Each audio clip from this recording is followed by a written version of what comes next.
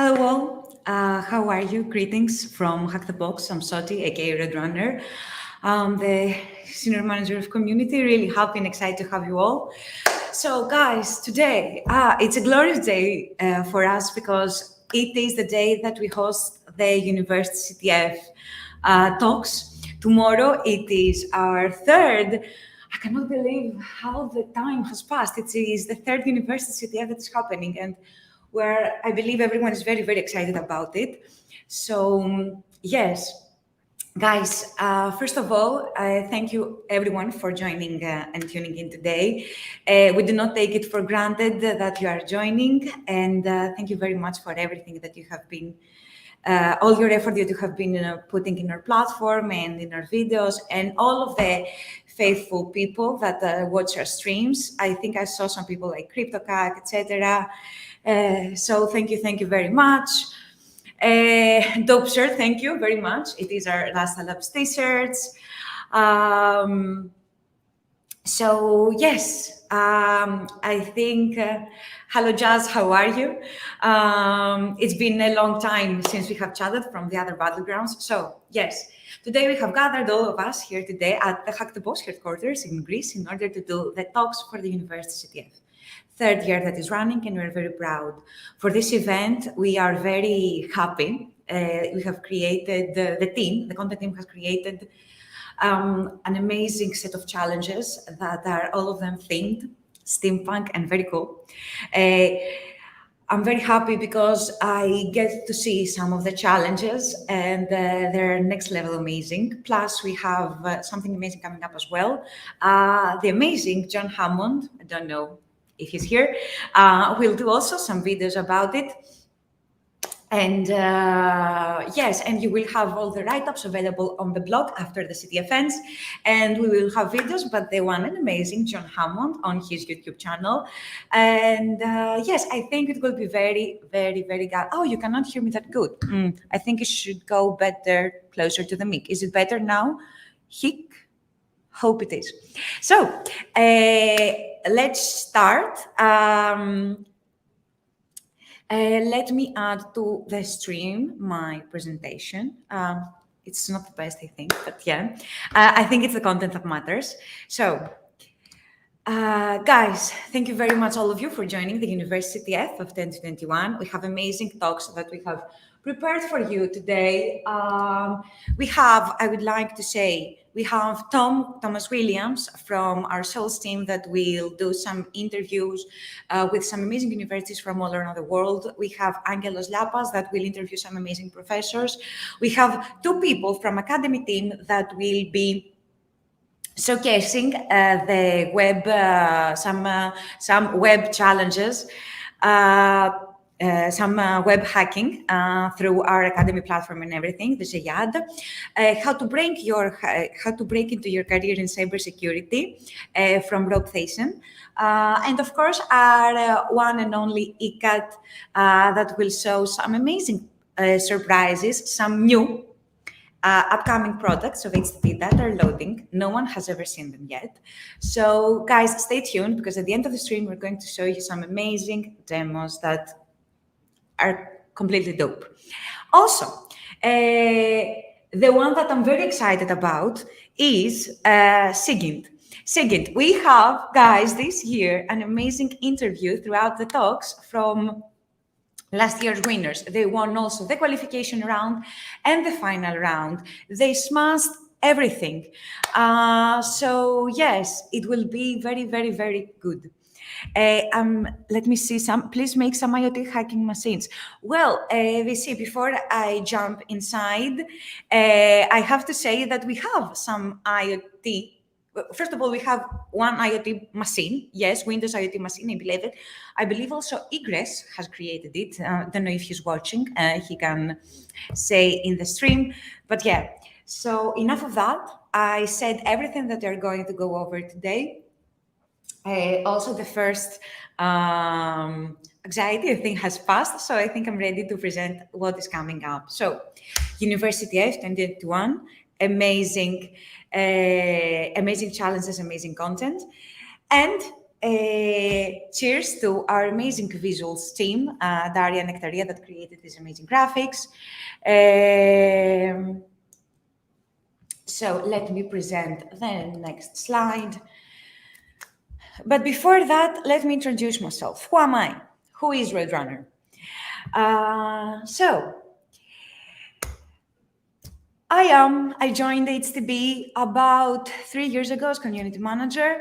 The first thing that happened when actually Chat sent me a message, Soti, do you want to join? I was like, when? I joined the HTB platform, and about HTB, joined the HTB platform, I believe, probably the first week that it was created, Hack the Box. That's why also my handle is my ID is 300 something. And yes, and I think it's one of the best decisions I have ever made in my life to start practicing at Hack the Box, but also join this amazing family and HTB community.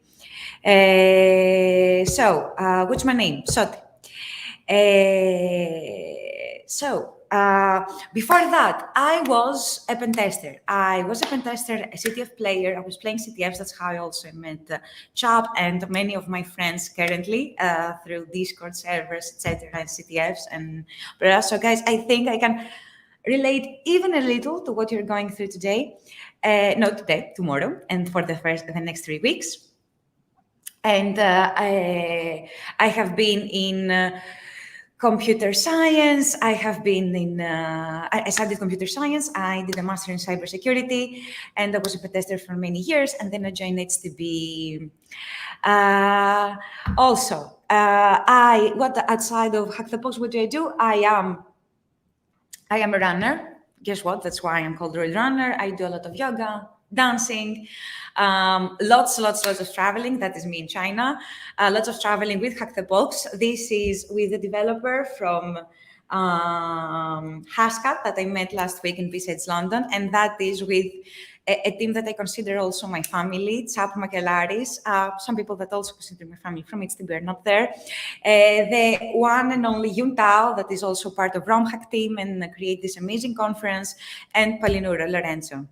So yes, this is me. This is what I do, and this is my family. Yes, for everyone's talking, that in the middle on the first picture is Makelaris, the one that is creating those amazing web challenges. Yes, Makelaris got exposed for the first time. And okay, so then you wonder why we do this university CTF. We do Cyber Apocalypse, we do RomHack, we do all these B-sides conferences and CTS. So why we do that? I will explain why. Because it's amazing. We want to give an opportunity to everyone in the world or universities, first of all, to thank them for practicing their university training in our platform, and instead of going the traditional way to do their training, they use Hack the Box. And plus to do a hacking party for all universities. How do you know when you're at university and you have a party and it's only for university students? We want to do the same, but in a hacking way. So, for example, Cyber Apocalypse, it is a global hacking party. University F, it is only for uni students. And I added here some stats. So last year we had amazing universities from all over the world. From Dexter, Royal Holloway, MIT, Cambridge University, many universities. I don't want to remove anyone from the list, so everything is there. But you can find it also, all of them in our platform. Last year we had about 200 teams participating and 1,300 users. And the finals were SIGINT team for Edinburgh University that I said that after we will have them inside. We will have them inside our talks. We will do an interview with them about all their university experience and the CTF experience last year. The University of Wesatika from Greece that got the second place. And of course, the ITMO University that won the third place. And we're very excited. This year, however, it went mad. We doubled the teams from last year and the players, and we're very excited. 200 extra universities joined. So that means For everyone participating in the University CTF and has entered our Discord channel, don't forget discord.gg/hackthebox and you will find us. There are the university channels there that you can see. Unfortunately, registration has closed, so you cannot join anymore. But yeah, for us, University CTF, it is a way to thank universities for training with us, offer a hacking party to them because it's amazing, offer amazing content and amazing training. And plus, we love our graphics, we love our visuals. We always try to find a new way to, have fun with it. And the general CTF info for all the CTF players that are actually participating tomorrow and are watching the stream today. Some basic info. So the CTF is 56 hours. It starts tomorrow at 1 p.m. UTC and it ends on Sunday at 6 p.m. UTC. Support is at Discord at UniCTF support channel. Please ping only the yellow people that you will see. You will see there me and Sinister, Magelaris, and everyone else. Of course, at the end of the CTF, you can submit your score. We will submit your scores at CTF time, so make sure you have the same team names so you can add your points. And don't forget also to rank us at CTF time. We really value your opinion. And of course, after the CTF, like every time, we do two things. First of all, we share a survey to give us your input.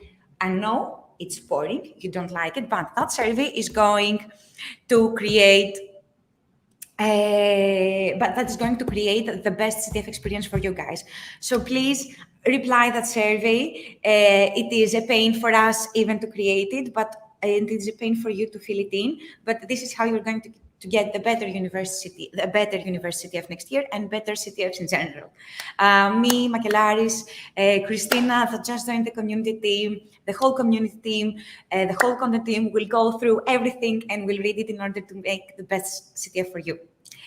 And of course, the other thing that we do after the CTF, we have an after event, an after apocalypse event. No, not after apocalypse, but an after event for you to create your POCs and challenges. Without POCs, we have nothing. You know that as pen testers, as sysadmins, you always have to have your logs, to have your backups.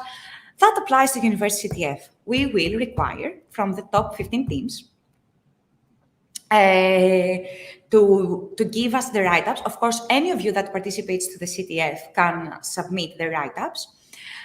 Plus, don't forget that you can, with those 48 hours, you can also get the screenshots, make sure all your solvers are working, etc. But that's just not it. About rules, only students should be there. Please no flag sharing. We are testing and testing and testing. And also max 10 players. I see something about here that we don't accept your academic email. We had that. We had this thing going on in order to verify your emails for at least 2 months now. This has not stopped, but only for universities that have already applied. So, for example, if I am at Cambridge University and my team has applied, I can join that team, but I cannot join my new university now. So this is what is going on right now. And let's go to the next, all things hacking. So about all things hacking related, now guys, this is where the fun comes. Web, what we're going to do without web. We have easy, medium, and hard challenges, as you can see. One of each category, one of each. The same applies to crypto, the same applies to forensics, to porn. In miscellaneous, we will have one medium and one hard. We might have also one easy, we will see. I'm sorry. Sorry also if I deafened you. And we will have in hardware also 2 challenges. One easy, one medium. In SCADA, one easy. We will have full POM machines, and that means like boot-to-root for everyone who is not familiar with the HTB terminology. And of course, some cloud hacking content, because we introduced it at Business CTF.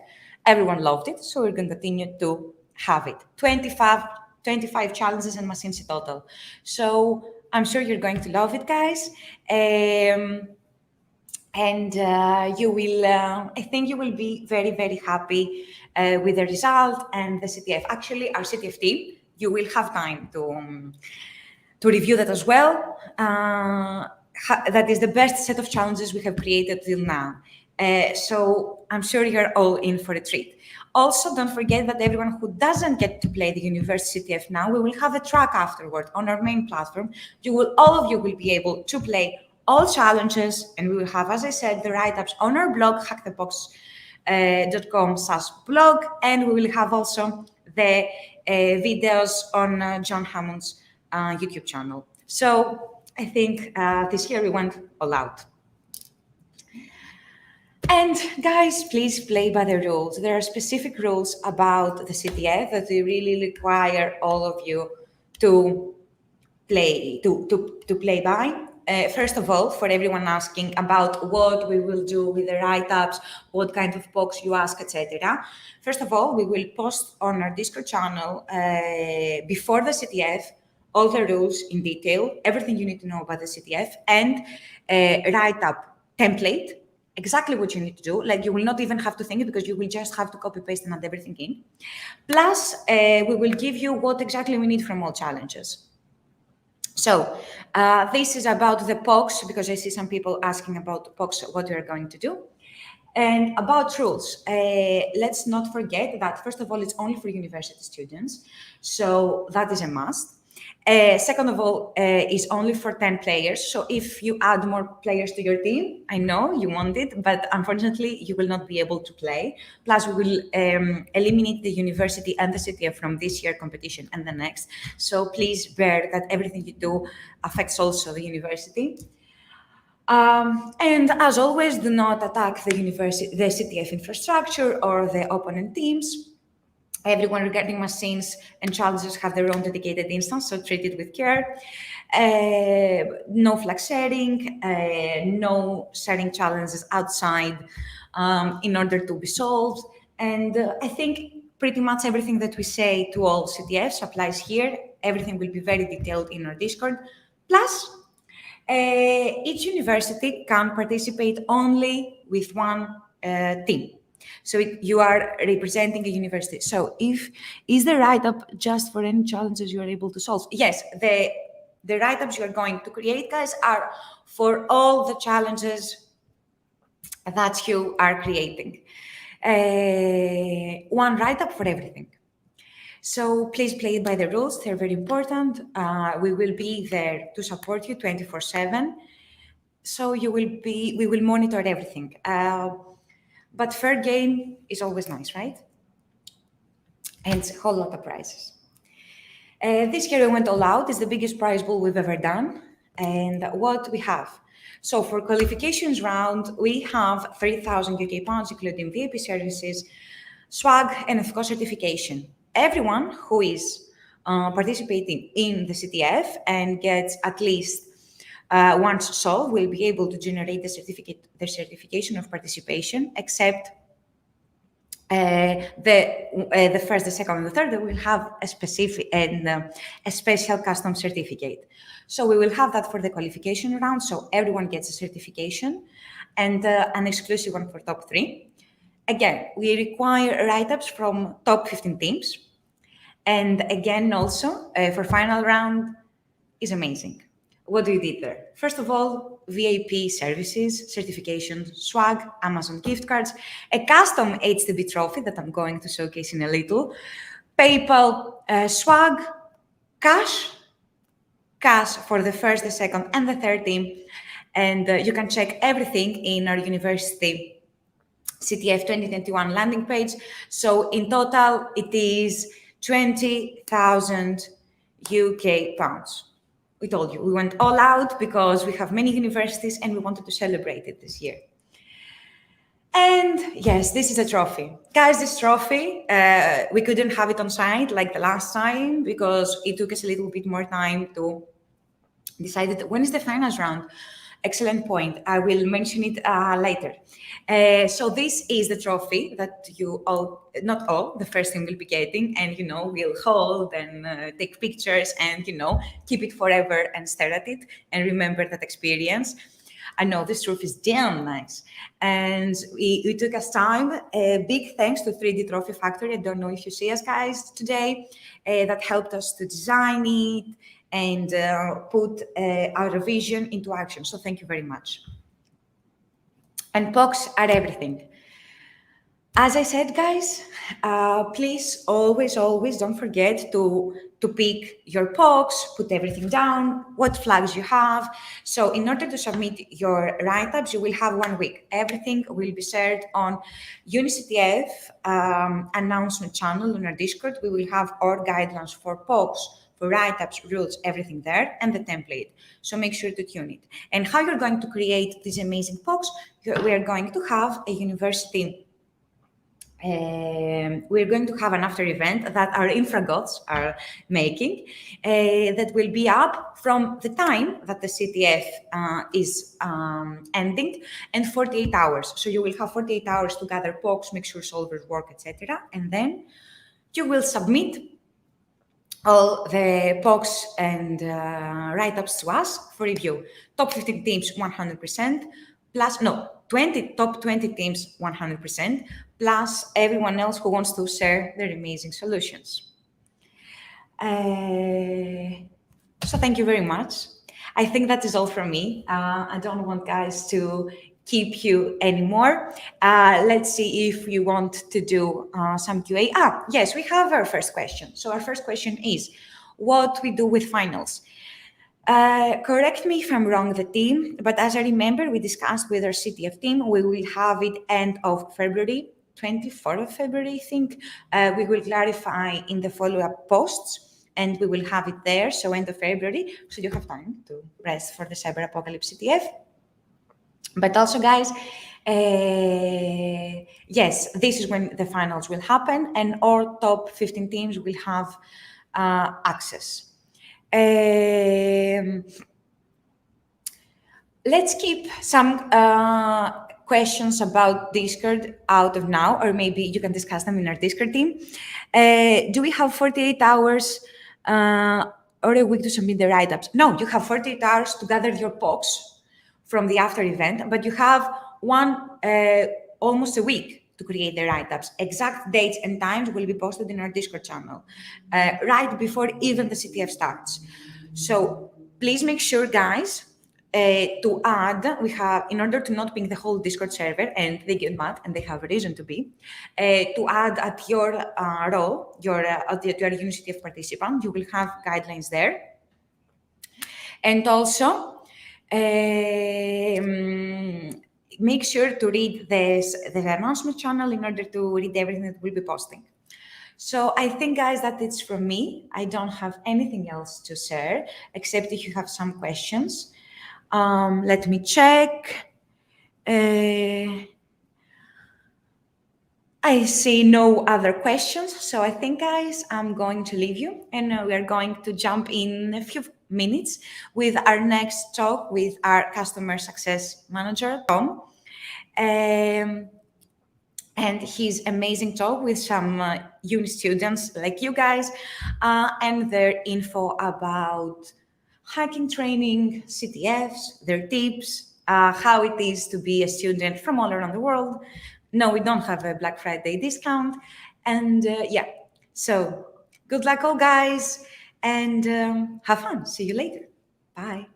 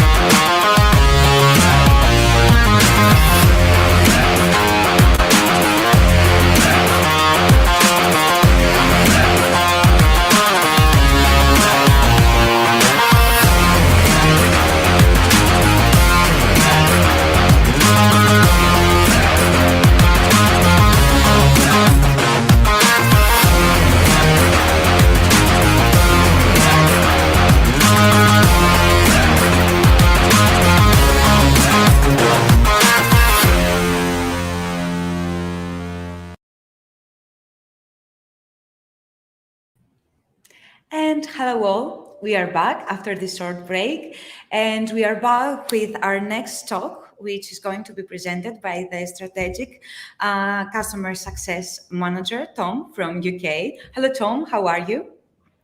Hey Soti, how's it going? Can you hear me okay? Yes, I'm doing okay. I'm very excited. I'm very excited for tomorrow. I cannot wait, to be honest, for this amazing CTF that we have planned. First of all, I am very excited for the talks that we are giving this year to our community. I think they're going to be amazing. And let's introduce the talk that we have now, which is how to set up and get the most out of your ethical hacking society with the amazing Warwick University and the University of Tampa. I'm going to have the participants. Brilliant. Hello, Josh. Hello, Hey Nevan. guys. Morning. Hello, Angus. Hi, morning. How are you guys? Have you been? Good, how are you? Yeah, really good. Cool. It was also nice meeting some of you at B-Sides London last week. So all the best to the talk now and to the CTF tomorrow. I'm going to remove myself, and guys, you can kickstart the session. Bye. Cool, thanks Soti. Thank you. Take care. Thank you. Cool, well, welcome from the Hack the Box office in Folkestone. That's where I'm based today. And today we're going to be talking about how to set up and get the most from your ethical hacking society or cyber society. Now, to me, this was a really interesting topic for conversation. We see lots of universities using Hack the Box in order to bolster the theoretical component of an academic course, for example, computer science and ethical hacking. However, when speaking with the guys at Warwick and Tampa, I've been really inspired by the way that they're using their labs. So using the labs in a much more extracurricular way with a more social focus and extending the usage and benefit way beyond just the academic side itself. And we often hear conversations around the cyber skills gap. And I think establishing an ethical hacking society or a cyber society is a really great way to broaden the appeal of cybersecurity across other academic disciplines. But from my experience, having recruited for grad cybersecurity roles in the past, many of these entry-level roles are extremely competitive, and there isn't a shortage of applications at this level. I think, therefore, being able to differentiate and develop your skills in a way that's more real-world as opposed to just purely academic is a great way to ensure that you stand out from the crowd. And being part of an ethical hacking society or cyber society is a really great way to achieve that. So today, I'm joined by Nevan Beale, who leads ROOT, the Ethical Hacking Society at the University of Tampa. Hey, Nevan, how's it going? Good, how are you, Tom? Yeah, really good, thanks. And also, welcome to Josh and Angus from the WMG Cyber Society at the University of Warwick. How's it going, guys? Yeah, going really good. mate. Yeah, really good. Thank you. Perfect. So, Nevan, I guess I'll kick off this first question for yourself. For those that haven't established an ethical hacking society at their university yet, can you maybe talk a little bit about what they are and what kind of things you get up to? Sure. So for an ethical hacking society, for ROOT UT, we're a group of students that are aiming to learn more about ethical hacking in like a safe environment. A lot of what's taught to us at school or during our time at the university is theoretical. We don't really get the chance to put on our like hands-on applications to doing pen testing, participating in CTFs, and other sort of extracurricular activities. So ROOT UT is providing students in this ethical hacking society the hands-on skills required to be successful post-graduation. But we're not also always only limited to sort of technical things. We also do things that include having speakers, participating in CTFs, networking, walkthroughs, and then certain social events like going out to eat, going to the movies, stuff like that. Cool. And guys, is that pretty much the same for your ethical hacking society or cyber society at the University of Warwick? Is that pretty much the same sort of state of affairs? Yeah, I suppose. Yeah, I mean, I guess a lot of ours is quite social as well. So it's like Nevan says, we like to go out a lot. We go for like food and we go to the pub quite a bit. That sort of stuff. We also do like the technical side of stuff. So it sort of builds on the theoretical part of like the course. Yeah, it's similar. Yeah. Yeah, perfect. And Angus, what advice would you give to any university that's maybe looking to establish their own cyber society or the ethical hacking society? I think one of the most important things for our society is quite a diverse sort of leadership team. So we've got, I think, is it seven roles, Josh? I think we have 7 roles on the society leadership, and so we try and sort of broaden it between technical and non-technical. So we have like positions like welfare and then external comms for like outreach and that sort of stuff, because it really helps to like get in a group of people that maybe aren't so technical. So there's this sort of stereotype around cyber and cyber students where we all sort of sit at our desks all day and we don't really leave and that sort of stuff. But it's really not the case. And I feel like having people that are sort of breaking away from that in the society leadership really helps, because it helps like get interest from both like people that are sort of more not so much keyboard nerds, because then they feel a bit more like at home, and at the same time it helps bring in the people that aren't so social and don't really want to reach out and like chat to us too much. It really helps when you've got like social people in the leadership team to help sort of bring people in. So I think that's one of the most important things, is having your society leadership be quite diverse and like not just hammering down like on the technical aspect of things. And how do you broaden that appeal, Angus? Like, is it more by making the events more social in nature? Is that kind of one of the key things that you do to broaden the appeal? Yeah, definitely. So I'd say probably more than half of our socials end up with us sort of just going out on the town, having a really good time, going to different pubs and that sort of stuff.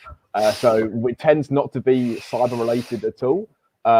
Just because we are the cyber society, we just share like common interests. The non-technical social aspect of stuff is really interesting, because you sort of meet up with people that you didn't really expect to meet on like a cyber society. So yeah, having it like that sort of accessible bit, it really it helps a lot, because once you meet people outside of the technical setting, when you bring them back in for like maybe like a hack the box social or something like that, then they're much more engaged and they're sort of a lot more comfortable. So yeah, just like doing things that aren't technical really like initially is probably one of the things we like to do. Yeah. Brilliant.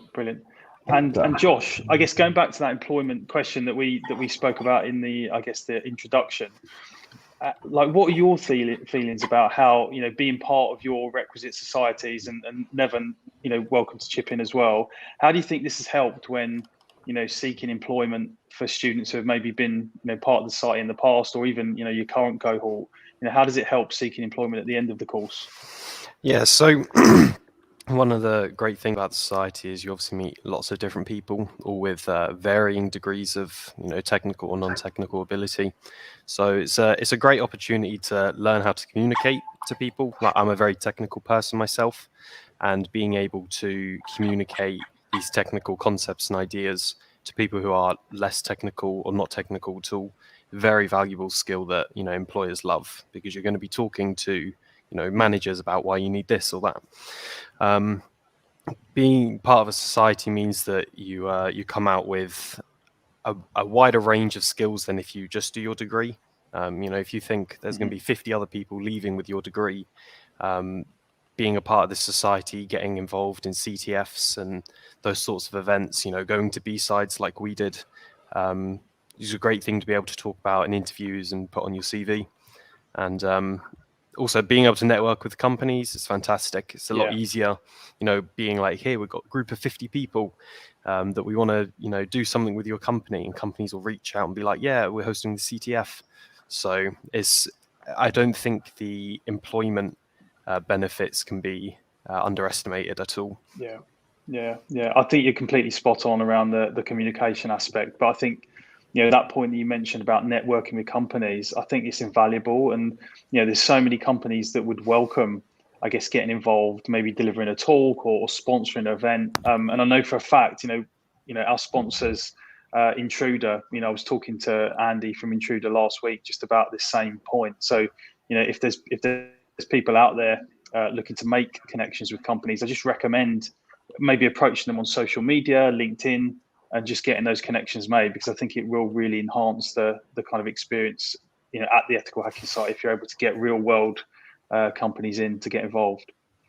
And Nevin, I guess, you know, looking at the Hack the Box platform itself, how do you think that has helped you provide a little bit more structure and maybe enhance some of the collaboration, you know, within the ethical hacking society, you know, using that as a base? Sure. So the Hack the Box sort of platform provides machines that contain specific vulnerabilities or touch on specific pen testing methodologies. As we talked earlier throughout the year, we were using our dedicated lab to sort of coincide with teaching the members the OWASP top 10. So it allows us to it allows me and my exec board of, I think, about 5 to 6 people to sort of create a skill path for all the members in our group. So my goal was to create, starting from the bottom, because we have people that are not only cyber majors, but from a variety of different places, and teaching them basics such as Linux, basic networking, and sort of building them up to the OWASP top 10. And using the Hack the Box platform allows us to give them sort of a hands-on experience with these variety of different sort of exploits, vulnerabilities, methodologies, and stuff like that. So that sort of skill path that we're able to create allows us to sort of pinpoint and fine-tune the knowledge we want our members to learn. And also, Hack the Box platform is great for CTF practice. The challenges and other machines on there actually gives you some experience in what to expect in certain CTFs. For example, there's a variety of challenges from OSINT, cryptography, stuff like that are free on the Hack the Box platform that I've used before and other members of my club, Root at UT, have used before to sort of prepare for a variety of CTFs in the past couple of years. Cool. And Angus and Josh, is it the same sort of thing for you guys at Warwick? Is that kind of how you've used Hack the Box, just to give that real world, I guess, feel to the sessions that you're running, make them more topical and relevant? Yeah, that's it. So we like to run like some sort of somewhat weekly Hack the Box sessions where we'll take retired machines and we'll go through them. We'll have some of the experienced guys in the society come through and like go through like retired machines with people. And it really sort of, because obviously it's quite daunting getting into the platform initially. A lot of people say it's quite a steep learning curve. So it's just one of those things where it gets quite a bit of interest because people obviously want to sort of get there, like they just want to sort of start on Hack the Box, but they don't really know where to begin. And it's easy to say, oh, go and watch YouTube videos on how to do it, but it's so much better when you've got someone who's somewhat experienced and knows what they're talking about to go and like do the box with you. So it's nice because you can reach out to the society and like get people and sort of upskill people in the sense that if someone wants to present something to the society, this is a great way for them to do it as well. So it's not just the technical aspect of teaching other people, but also like building on your like confidence and skills to present as well. So yeah, I think that's a brilliant point. And Nevin, I know like Josh and Angus, touched on it in terms of how they've been able to broaden the appeal across, I guess, more academic disciplines than maybe just computer science and ethical hacking courses directly. Like, how have you done that at the Uni of Tampa? How have you broadened the appeal of the society? So we have a wide range of majors that attend the Root at UT meetings and are part of our club. It ranges from people that are cybersecurity majors, CS computer science, MIS. I think we have a couple of business, some mathematical programming, and a couple of humanities. And we use the club not only to teach our members how to do penetration testing, but also to increase awareness of information security. Because if you're on the first hand doing these exploits and seeing like that, you can actually sort of realize and create the critical thinking skills to see, okay, I can break into these specific devices. How can I protect against these? And also utilizing certain social events and stuff like that. We're trying to just spread information security awareness because that's going to be the future. Everything's going to be vulnerable in some aspect. So this just creates the necessary critical thinking skills of how to defend against these penetration testing. And by learning it firsthand, you're able to actually sort of better prepare yourself for the future, what's to come. Okay. So it's also just, not about, I guess, creating a society where, people are going to come every single week and attend. It's also about, maybe having people drop in and out and just using it as an awareness piece to, I guess, broaden the awareness of cybersecurity and some of the key issues. Yeah, that's sort of our goal, is to not only do the penetration testing. We do have those weekly penetration meetings that are like, okay, these are for the members that are interested in penetration testing, but we also want to broaden our appeal to a variety of members at the University of Tampa. Okay, great. And Angus, I guess, Josh has already touched on this to a certain extent, but what some of the additional skills maybe that you can foster by attending one of these cyber societies or ethical hacking societies? What other things can you get to help you get a job when you leave uni? Yeah, so it's I think one of the big things we've sort of been focusing on quite recently. It's not so, I wouldn't have said it's like a skill or anything, but it's like attending the society to see some of the guest speakers that we've brought in. So one of our exec members, he's managed to organise, I think, sort of 5 or 6 different talks from professionals in the industry. So it's sort of building that network of people that you can, I mean, they now know you, so it's someone for you to reach out to. So once you graduate or before you graduate, if you're looking for work, it's just sort of building that network of people in the community. And it's like Josh touched on earlier as well. From a leadership standpoint, it's teaching technical topics to non-technical people, because we've got a society. I think over 150 members, not all of whom are technical or they don't do cybersecurity as a course. You know, we have people that do discrete mathematics, or we have people that do degree apprenticeships and that sort of thing. So they're not necessarily cyber people, but they're interested in the topics, and it's one of those skills where you have to teach technical topics to not necessarily cyber people. So I think that's definitely a really important one. I think presentation and just speaking to a fairly large group of people isn't really something I've done much before. So it was a bit daunting, trying to lead these socials and that sort of stuff. But definitely something I've been able to build on. Yeah. Okay, that's really, so I guess in terms of, that networking aspect, it sounds super important. I'd agree. I think it's probably one of the major benefits for having a society. And how would you approach companies? Would you reach out to them on social media, or how would you go about making these connections? Josh, I think that's one for you. So I don't do it personally, but we have a member on our executive team which is responsible just for doing essentially that. Messaging, companies on their help emails on Twitter or anything, just to be like, hey, we're a society. We're wondering if you'd want to do, either sponsor our own event or, host a CTF, or if you want to come in and talk. Most companies are happy to, put you in contact with someone from the company who would be interested and happy to do it. So it's not difficult, and it's very much worth it. Okay, brilliant. And Josh, I guess building on that question, where are you going to take things at the University of Warwick in terms of the WMG Cyber Society? What's next? How are you going to develop yours to be maybe even more instrumental in helping students secure roles after graduation? Yeah, so I think one of the things we want to start pushing towards is branching out into different areas of cybersecurity. So there's obviously a lot of us who enjoy Hack the Box. Maybe seeing if we can push into something a bit more human focused, looking at sort of the psychology of people and why people fall for phishing emails, that sort of stuff. So try and get some speakers in, see if we can get some events dedicated to it. And yeah, we're constantly looking for companies to reach out to us, or we reach out to them and host more events. So I think that's where our society is going. I don't know if Angus, you want to add anything on to that? No, I think Josh is definitely bang on with the human aspect of stuff, because we like to run a lot of technical things, but us personally, we're not crazy experienced in that side of things. So I think the direction the society is going to go in is branching out to different departments as well, because you've got I suppose a tiny bit of crossover with departments, like psychology and human behavioral sort of stuff. So being able to encompass those sorts of departments into our society as well would be, I think is definitely a good direction for us to head in, because it's always that part of cyber that is really, really hard to get into, because no one knows anyone that does it. I think it's quite niche. So I think it's definitely the direction we want to go in. Yeah. Yeah, I really like that idea, because obviously cybersecurity now is, as Josh mentioned, it's everywhere. So I think, even people that are studying law or I guess other disciplines that you wouldn't have ever imagined would need to touch on cybersecurity, it's becoming more relevant. So then being able to, I guess, get some exposure to it through your society is a really positive point. And I guess, Angus, one final question for you. What events have you found to be the most successful? So I guess you mentioned the social events. Obviously, everything's better with drinks and pizza. But is there kind of anything else that you've kind of seen be successful to include a broader audience? Yeah, so in our we ran our first WMG Cyber Society CTF, internal CTF.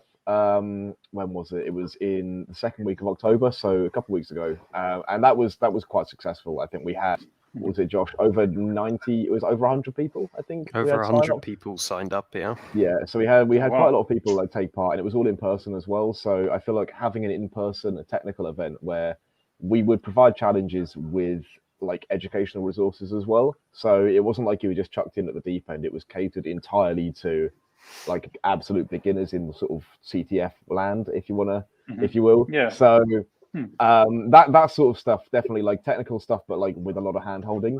That's been hugely successful. And then like I mentioned earlier, going out and going to the pub and that sort of thing. But I think a big part of ours is we meet up on the University of Warwick campus.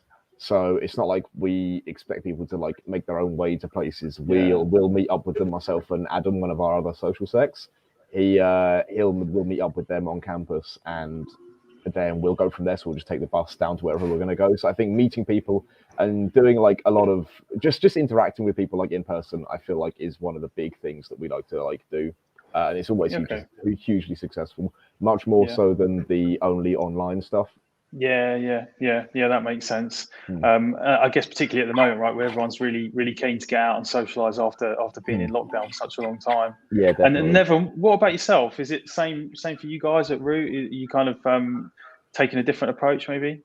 I'd say pretty much the same. We haven't hosted our own internal CTF, but that's what we're building up to. And I think the second or third week of December, we're currently going through the process of creating coding Raspberry Pis and creating vulnerable devices to sort of break into. But as Agnes said, it's sort of creating those on-campus events. Thankfully, because of the pandemic sort of coming to a slowdown here in the United States, we're able to host more and more on-campus events. And those on-campus events are seeing more and more people coming to our club events. And it's also just the social events also to sort of broaden the appeal. Nobody can really turn down a slice of pizza. If it's like I get a free slice of pizza and I learn more some about penetration testing, it's sort of a win-win situation in my eyes. Yeah. So just those on-campus events, social events, stuff like that. So. Yeah, brilliant. And I guess, what would be great now, for people that are tuning in that maybe, are looking to maybe set up their own ethical hacking society or cyber society, maybe we could go around the group and just get, a top tip from everyone. So Josh, what would be your top tip for anyone looking to set up their own ethical hacking society or cyber society? Branch out to companies. It's invaluable. Yeah, makes sense. Angus, yourself? I feel like if you're in the stage of like setting up a society and you're not too sure about who's going to be interested and what sort of skill level they're at, I feel like don't be afraid to do a lot of hand holding, and be like sort of embrace the fact that you're going to be teaching people that they might not be very technical to begin with, but it doesn't take a long time to upskill people into a position where they can then teach other people and get other people into the society. So I feel like don't be afraid to sort of, if you see someone that isn't like mega technical to begin with, like don't be afraid to sort of take them on and then upskill them, and then within a couple of weeks they'll be like to a point where they can start teaching other people the basic stuff, and then it sort of just grows from there. Brilliant. Thanks, Angus. And Nevin, what about yourself? I'd say don't give up. It's tough at first, sort of planning out the whole structure of your ethical hacking society, reaching out to companies and stuff like that. But over time, it's such a beneficial experience and sort of gives members of the universities that you're attending the necessary skills that they need to sort of be successful post-grad, just to keep on pushing no matter the struggles and sort of obstacles you face. Brilliant. Well, thanks a lot, guys. I think that was really insightful. And I think, anyone tuning in who's maybe looking to set their own ethical hacking society or cyber society up has got a lot of useful information from this. And now I'll kind of hand it back over to Roadrunner, and we can get some questions maybe. Hello, guys. Excellent, a very interesting talk, I have to say. And thank you very much for coming in today. One question from me. How excited are you for tomorrow? Yeah, really. I'm really excited. Yeah. My weekend is now unbelievably busy, but yes, I'm really looking forward to it. It's busy because you have University CTF. Yes. There are things. Yeah. Exactly. Okay. And now that you saw, guys, the trophy, do you feel, or you are extra keen on winning this year? Yeah, it looks very cool. Yeah, that's really good. Hopefully, yeah. It's huge, actually. Like it's you will see it, guys.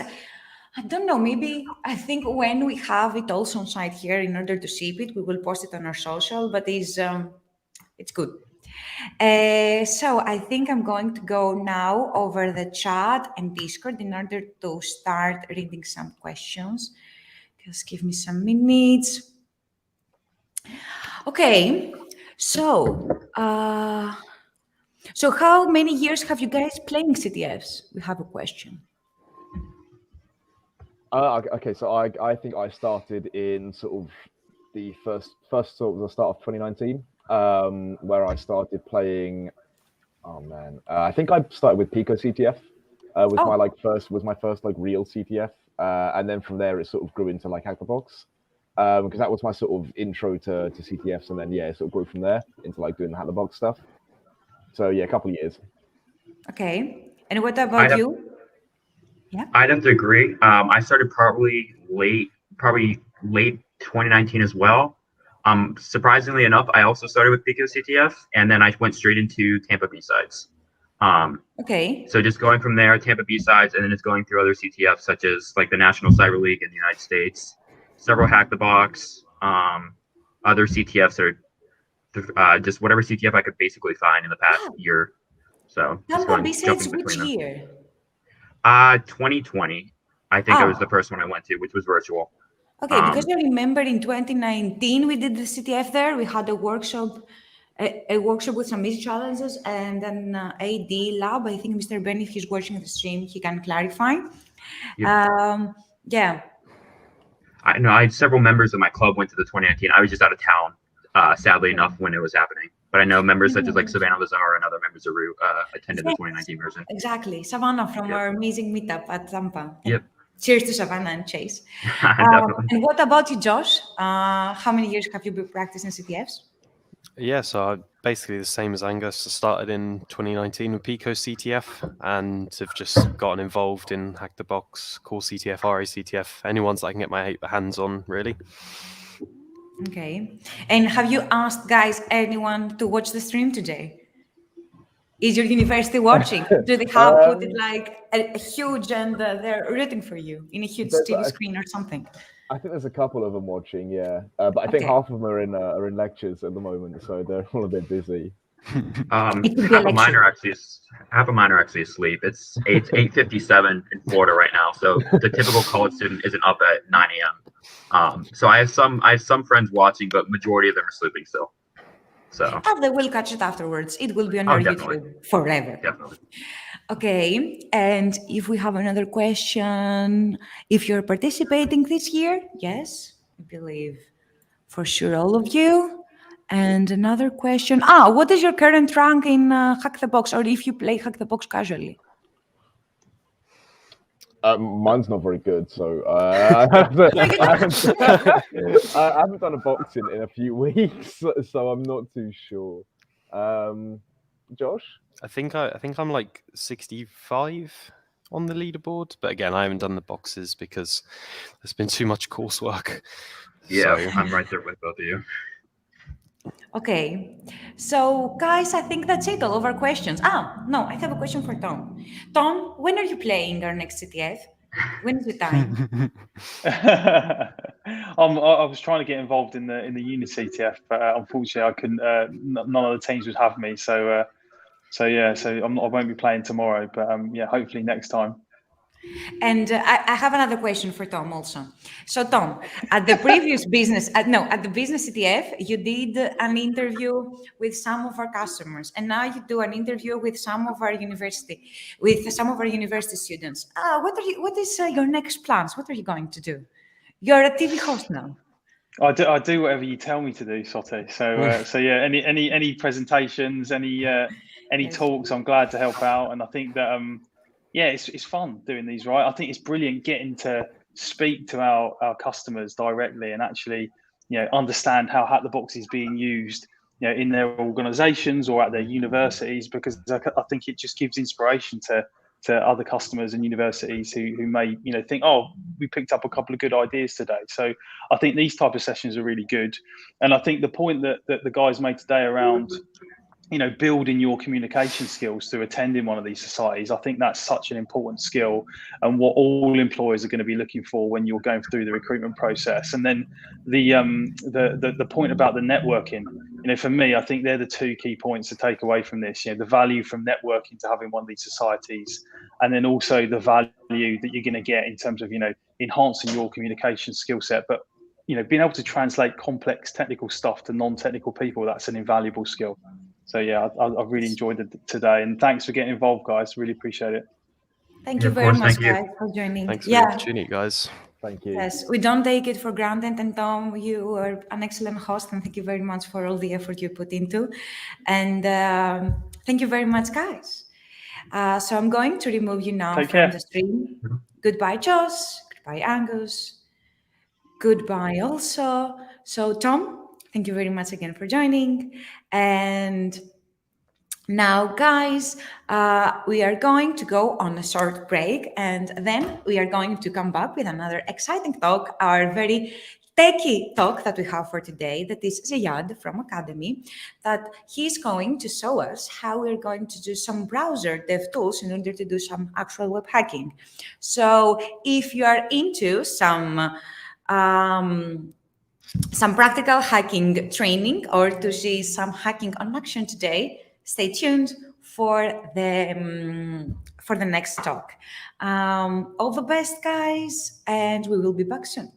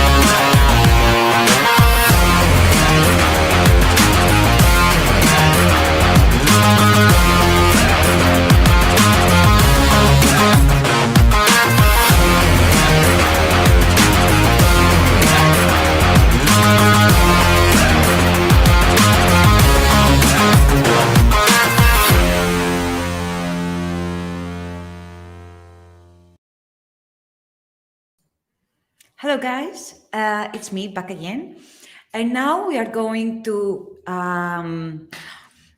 show the amazing talk by Zeyad from Academy team, how to attack web application with browser DevTools. I think is a talk that every one of you will love, and we will have Zeyad also with us today to reply all of your hacking questions. So stay tuned, pay close attention to the stream, and we will be right back. So let me add it. With browser DevTools. Before we get into the topic, let me give a quick intro about myself. My name is Zeyad Almadani. I'm from a small and lovely country called Bahrain. I'm a training content developer at Hack the Box Academy, currently working on the Bug Bounty Hunter Path web application penetration testing modules. And I'm mostly focusing, in addition to web application penetration testing modules, on white box pen testing, code review, and binary exploitation. So go look up these modules and hopefully you like them. And I also like to do some development side projects. Currently, I'm working on 2 projects. The first one is a mobile app using the Flutter framework for iOS and Android. And the other is the Nmap Automator project. You can find it in GitHub, which should make website reconnaissance very easy and makes it super automated. Getting into the main topic of this talk, today we will be talking about web application penetration testing. Now, we will go through 3 different demos.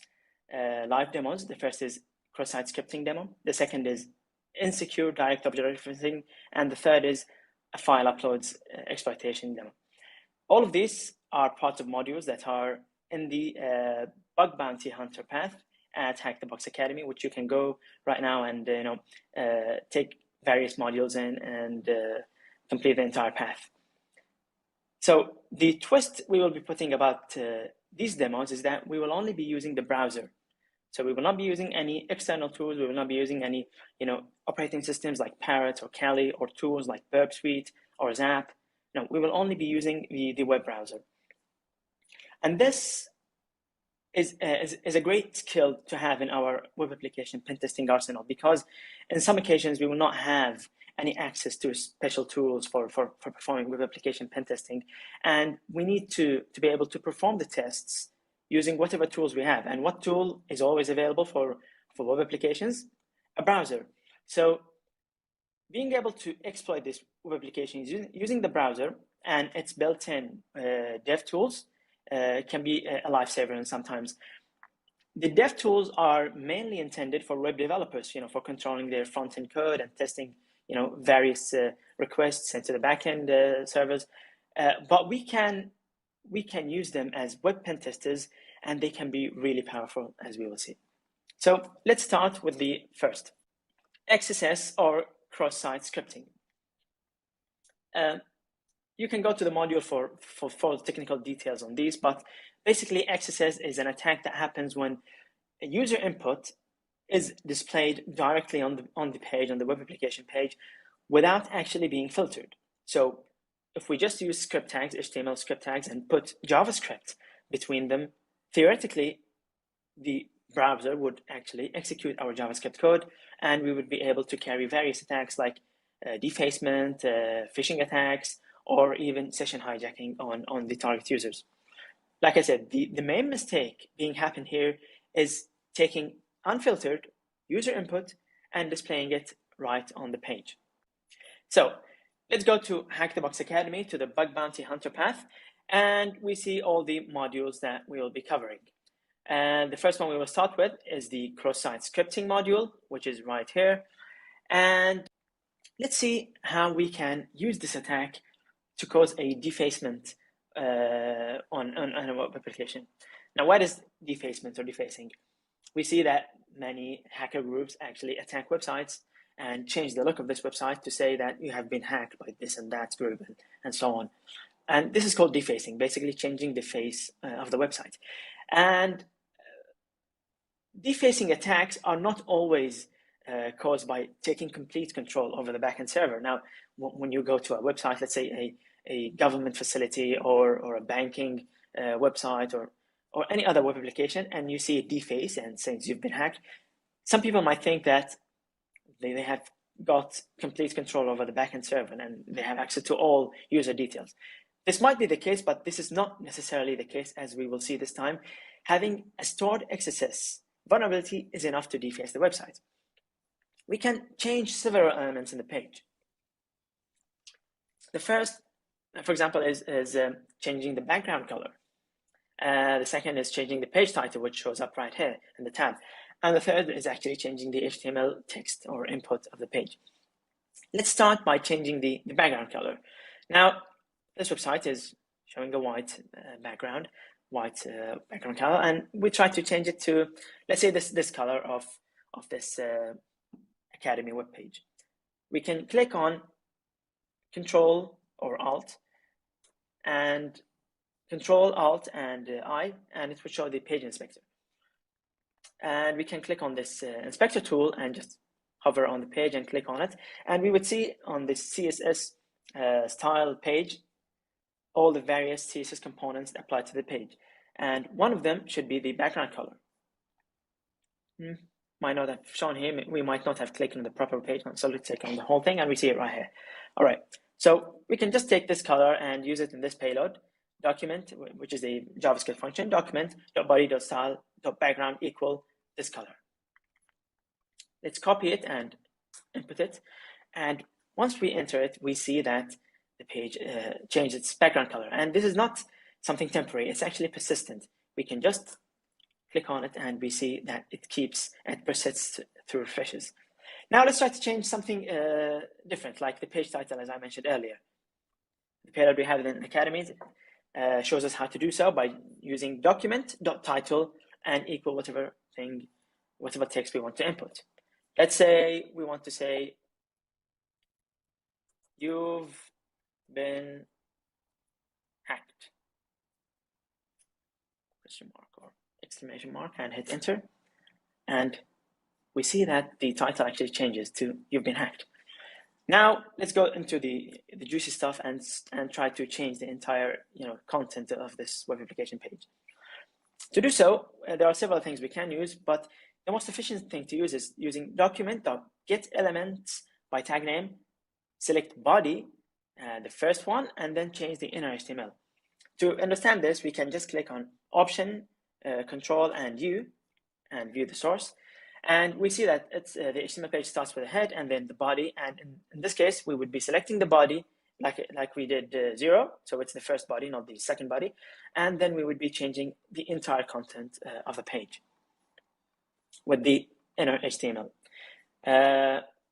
We can test this before actually changing it permanently, and maybe we lose this functionality to inject into the page. So we can once again click Alt, Control, and I, go to console, and then use it right here and say test.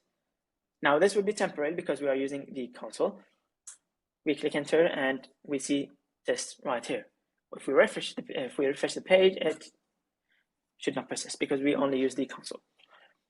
Now this is handy, very handy, so we can test how the page would look before actually committing to the final HTML text that we want. So what kind of content should we put? Here in the module, we have a sample HTML text that we took actually from the Academy main page. We can just go to this main page. We can just click on Control Option or Control Alt and I and select this bit. Okay, let's select both of them. We can just go right here and right click on it and select Copy Inner HTML. Now we can close this and go back to our vulnerable web application and input the XSS payload. So we said between script tags we would do, as mentioned here, document.getElements by tag name, then specify body, and be sure to select the first one, .inner HTML equal, and we will input whatever text we copied earlier. And we see that it still ends with a tag. Let's just make sure that, because we are between single quotes, let's make sure that we don't have any single quotes. I don't see anything here. All right, and so theoretically, once we input this, we should replace this page, this look with the look we just copied from the Academy page, and hit enter, and indeed we get the look. Now we might be missing the CSS styles because we have to import the CSS style, but I'll leave that as a challenge to you. You can use JavaScript to import the CSS style from the Academy page and make it look exactly like this. We can also follow whatever is mentioned in the module to achieve the same result. And this has been an example of basically being able to attack this web application using nothing but the web browser and the web browser DevTools.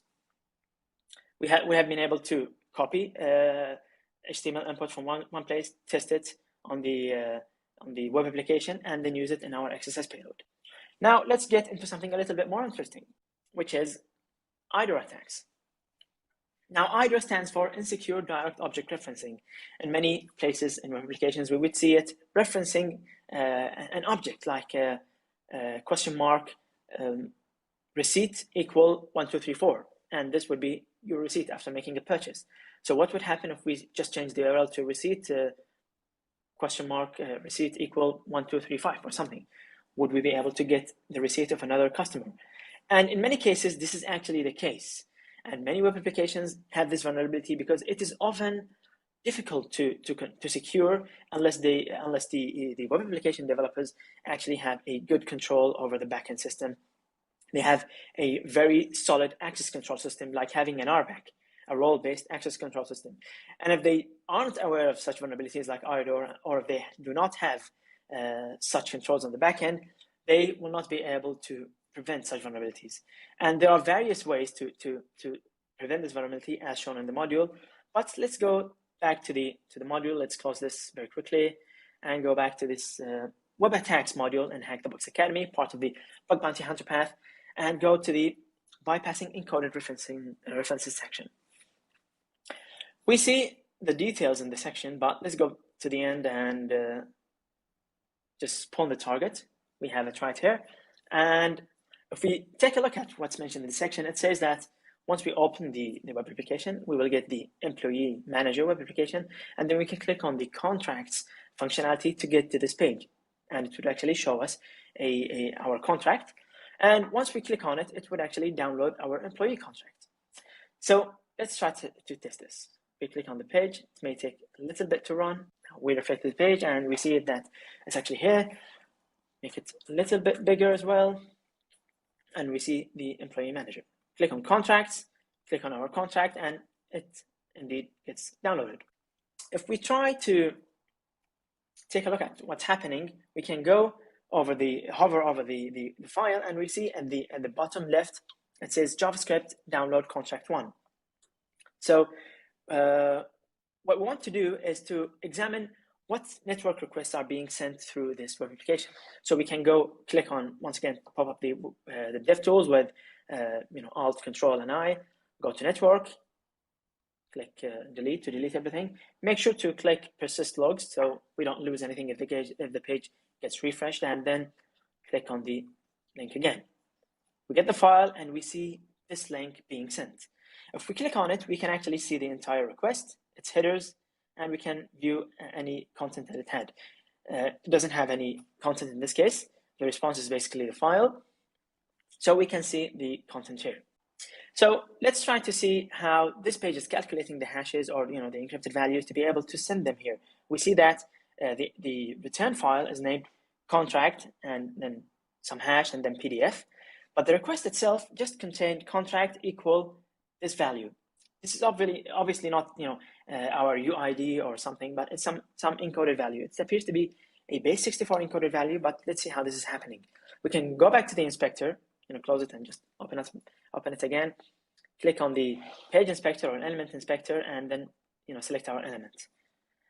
Now, when we get to the part of the HTML code that actually refers to this part of this link, we see it calling JavaScript download contract to be able to actually download the file. Now, let's try to see what this function is actually doing. We can just double click on it right here, copy its name, go to console, and just paste it and we can click on this button in Firefox DevTools. Some DevTools like Chrome or Safari would actually print the function. And so in Firefox, we can just click on it and jump to it. And when we see this function, that it actually, what it actually does, it says window.location, so it's changing the actual URL of the page, and it's taking us to /download and then contract and then specifies this value. Now, what is this value? This appears to be encoding URI component, which is basically URL encoding, and then doing B2A UID. B2A is the JavaScript function for base64 encoding, and it is actually encoding our UID, which is 1 in this case. So we can go to the console again and do B2A, same function, and pass it number 1 as a string, and it would actually be matching the string we found earlier when we clicked on our link. Network, click on it, and we see this value right here. And we click on it, and it actually downloads the page. So we see it right here, and this actually matches the value we just got in JavaScript. Now let's try to change this value to another user's UID. Let's say user number 5, and we get this value. So let's go back to our function and try to copy the link that it refers to, /download/contract, copy it, and just use it as a link here, equal this value. And we see if we actually get a file. Enter, and we do indeed get another file. Now let's try to input just any random value, and we get file does not exist. So we are actually able to obtain another file. Now we can repeat the same thing by just doing any other user UID like 10 or 1, and we would actually be getting the encrypted values or the encoded values to be able to obtain this employee's contract. Now this is a basic example of how we can use IDOR vulnerabilities with browser web tools, browser dev tools, to be able to exploit this basic vulnerability. In the module, we see more advanced examples of how we can actually exploit this IDOR vulnerability and bypass various protections in place to be able to actually reach the same results on obtaining other users' files. The final attack we'll be covering today is a file uploads attack. Many web developers make the mistake of allowing arbitrary file uploads to their web application when they use a file upload form. Now, this can lead to remote code execution and gaining complete control over the backend server. Some of them make another mistake by allowing some dangerous types to be uploaded, like SVG or XML or JavaScript or HTML, and not filtering these types. And this can also lead to other vulnerabilities like stored XSS, the one we saw earlier, XXE, denial of service, and many other attacks. And the final mistake we will discuss today is making or placing the validation of what files are allowed to be uploaded on the client side. Now, some web developers might actually only allow like JPEG images or PNG images or only images, but they would keep this file type validation on the front end and the client side, and this can be bypassed, as we will see now, through various techniques that we will demo now. If we go to the file uploads attacks module in the bug bounty hunter path, and we go to the client-side validation section, we can actually see this demo.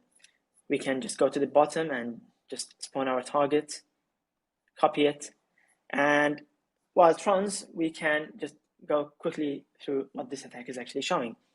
We would see a web application that is allowing us to update our profile images. Now, this is very common in many applications like social media web applications or any employee manager. They would usually allow us to upload our profile image. Now, if this functionality is not secure, we might be able to actually exploit it to upload arbitrary files to the backend and gain remote code execution. In this example, we see that let's make this a little bit bigger again. When we click on it, it would actually prompt us to select a file. And if we select an image and upload it, it should be able to upload. The thing we see that when we click on options, it says supported type are JPEG, JPEG, and PNG. And if we upload any other files as shown in the module, it says only images are allowed. So there is some form of control that is denying us from uploading arbitrary files. To try to test this, let's go to Academy or hackthebox.com and download any random image like this one, save it. And if we go to click on the profile image, we can select this image and click upload, and we will see that it actually gets uploaded.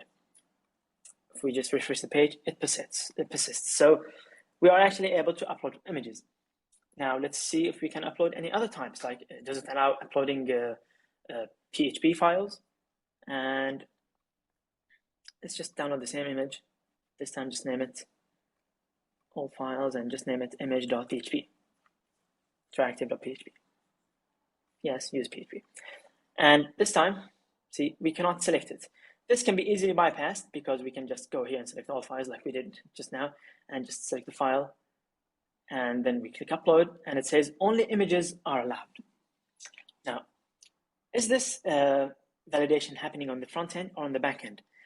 We can quickly guess that it is actually happening in the front end because it happened really quickly. It didn't take some time to refresh the page or send a request. It happened instantaneously. We can verify this by going to the DevTools again, going to the Network tab.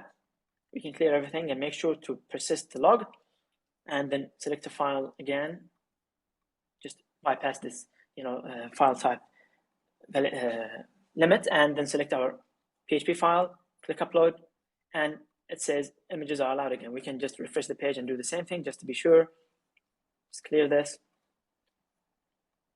Allow all types or files, select it, upload. We get the message. We don't get any requests in the network. You just saw that's a bit earlier when we refresh the page, it actually sends various requests. And now it is not sending anything, meaning that this validation is actually happening in the front end.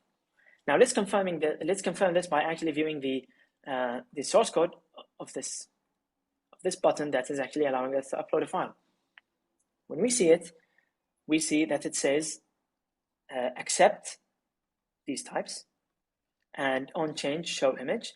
And if we go above it a little bit, it says on submit if validate upload. So what is validate and what is upload? Just like we did earlier with the XSS, we can just copy the name of the function, paste it here and go to it.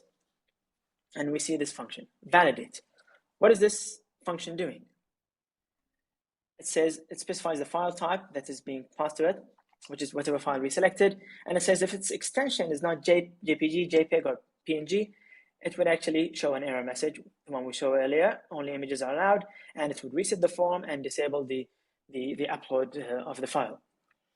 And what about the other function we just saw? If validate, so if it is valid, it would actually upload. So let's see this function, upload, go to it, and it is the function at the bottom. And it appears to be sending an AJAX request to the upload PHP web page, and then it would just reload the page after uploading the file. And it would actually be using the file we selected. So what we can do to bypass these client-side controls is we can actually, using the web page inspector, we can actually change the front-end code to remove them. For example, we can just go here on accept and double click on these types and just remove them. And it should now allow us to select any file types without any limitations. And we can see that we don't have to select options and all types. It actually went through and we can actually select it. Now, the other thing is on submit, if validate, do upload. We don't want to do if validate, we just want to do upload. Just remove it, click enter, and now we should be able to upload our file without getting this message. And when we click on it, we see that our file might has actually been uploaded. We view the page and it says actually interactive.php. So even though it's an image that we downloaded, so it is showing here as an image, it actually uploaded a PHP file. And this can be very malicious and very dangerous if we can take control of this vulnerability and exploit it. Let's go to Google and just search PHP web shells. And let's say GitHub. And we get various web shells that we can just select any one of them and use. One really useful web shell that we can use is by our fellow Hack the Box colleague, Axel. It's called PHP Bash GitHub. And we can go to it. It's GitHub repo, and there are two scripts, PHP Bash and the minified version, php.min. Let's go with this one. We can click on raw and we would see the source code, the PHP source code of this page. Let's try to save it. Save page as, and it says text file is just select all files and then name it phpbash.men.php. Save. Now let's try to upload this file again. Once again, we would just select the image, remove any file type, remove the validate function, which is the client-side validation that is happening with the file type. Now we should have no validation. We can just click on it, select PHP bash, upload, and the file appears to have been uploaded. We can view the source again, click on it, and we see the link of our file right here. We can just control and click it, and it will actually take us to our web shell.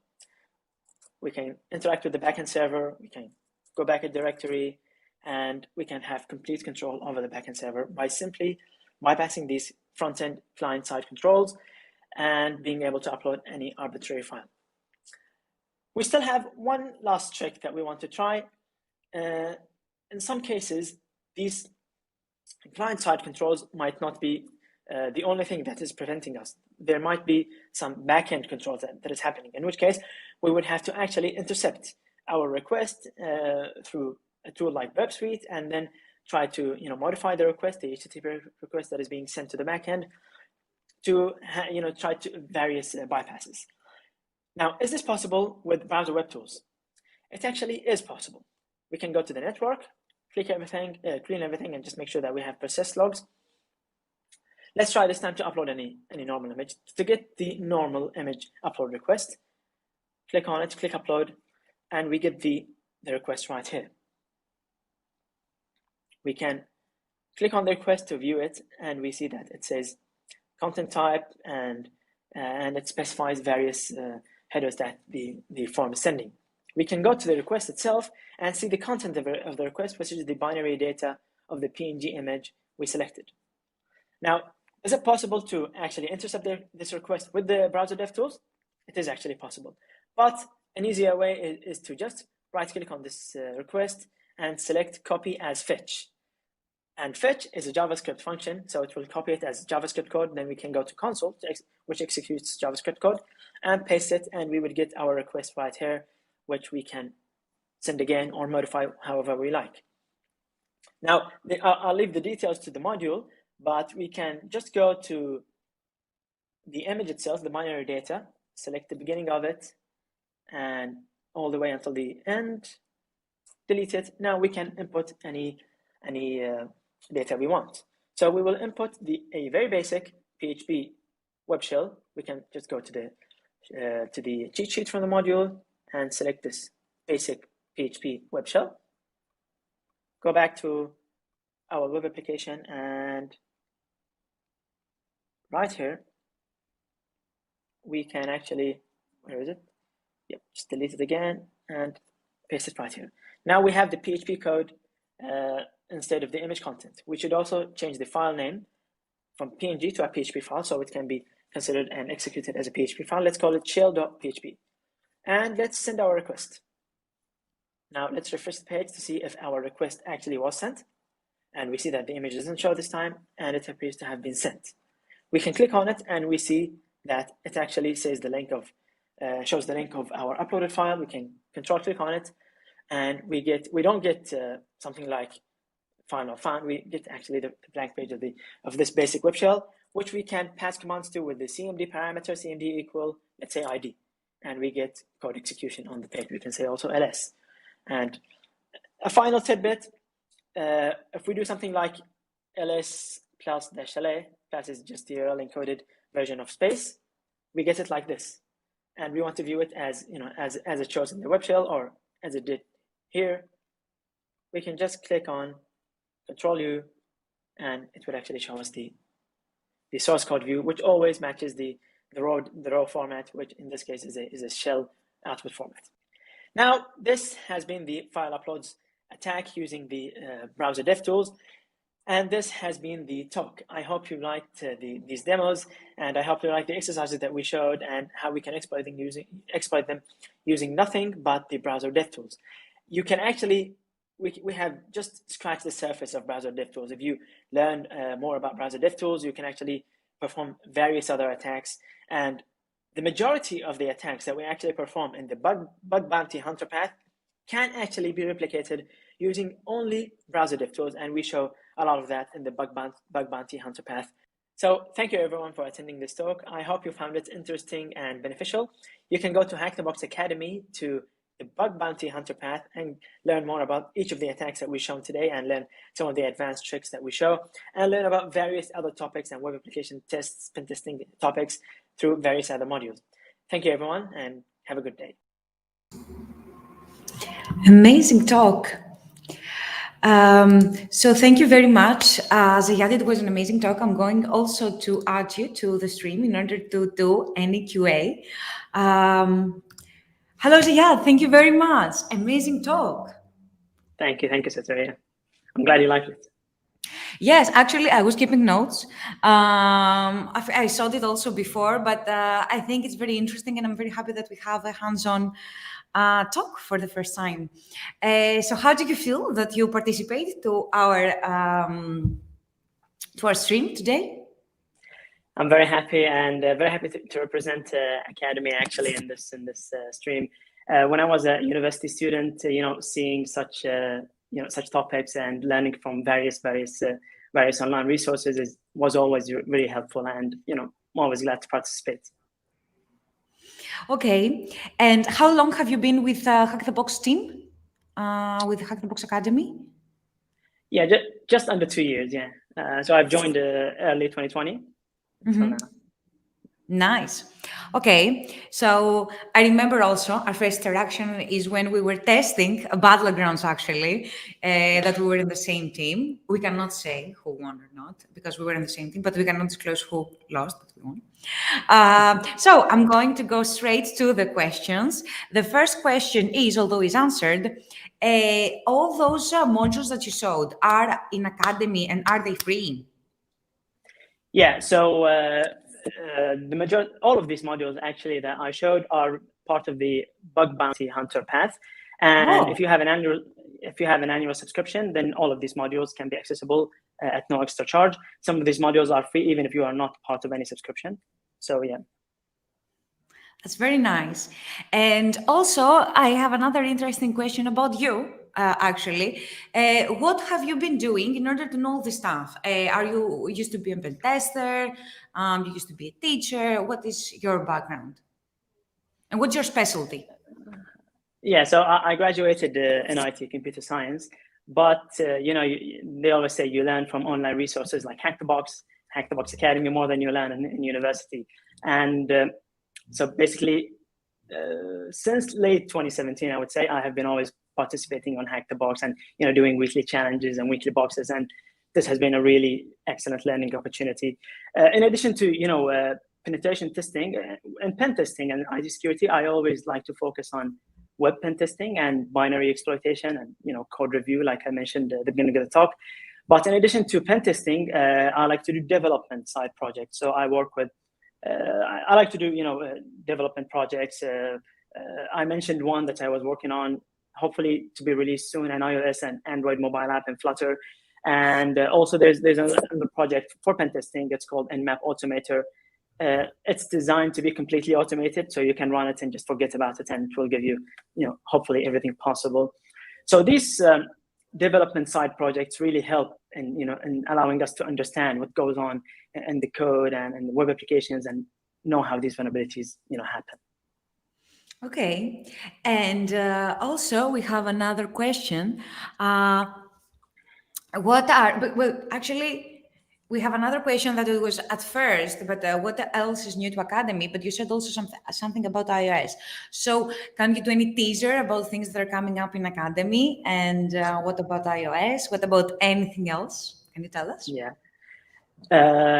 Actually, right now, the team and I are working really hard on the upcoming very first Hack the Box professional certificate, the one on the bug bounty hunter path.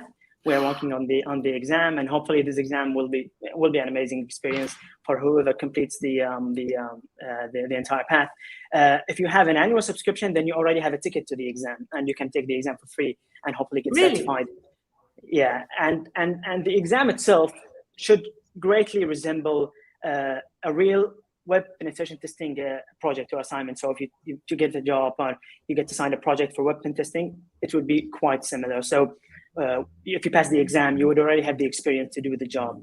And yeah, hopefully the exam will cover a wide range of vulnerabilities and a wide range of skills. So it's okay, so amazing. we will have for the bug bounty and the junior pen tester path. So for those two, or for bug bounty? Yeah, so the one we are working on currently is the bug bounty hunter path. And we are the module has, I think all of the modules except for a couple have been released. Those last two are coming very, very soon. So the entire path is already available for taking. And once you complete the entire path, you should be able to take the exam very, very soon. Okay, and that comes with the silver subscription, you said. Yeah, anybody who has the annual silver subscription should be able to take all modules, so the entire path, and enter the exam completely free of charge. Okay, that's very exciting. Plus, we have done the bug bounty path, and we announced it also with HackerOne at HacktivityCon. So, guys, and I believe all modules have rolled out, if I'm not mistaken. So, please, guys, make sure to check it out. Some also are free. So, and while you play Academy, you get also more cubes. So, make sure to check it out. It's actually an exciting path. I am currently doing it myself. And oh, damn, certification. Can you teaser how it will work?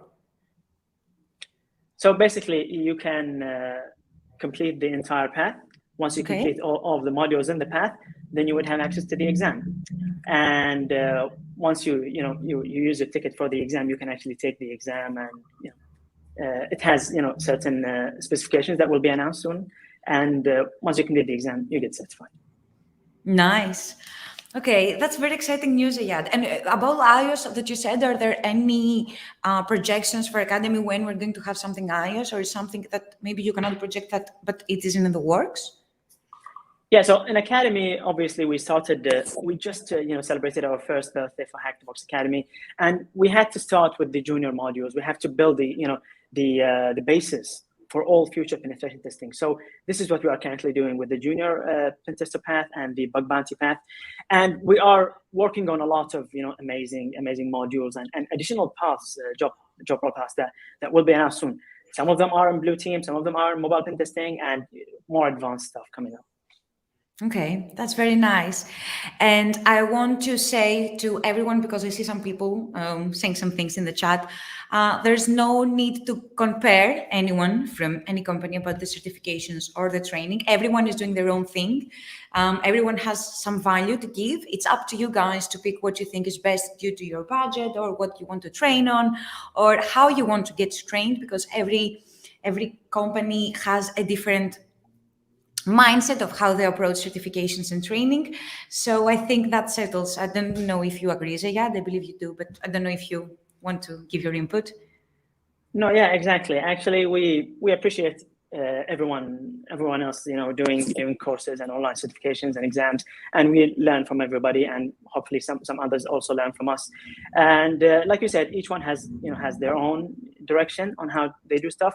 From our perspective, what we want to do is we want to give you the best modules in terms of quality, and we want to give you a module that covers everything. So if you take a module on command injection, then you don't need to go anywhere else and learn more stuff about that topic. You would get everything in that specific module.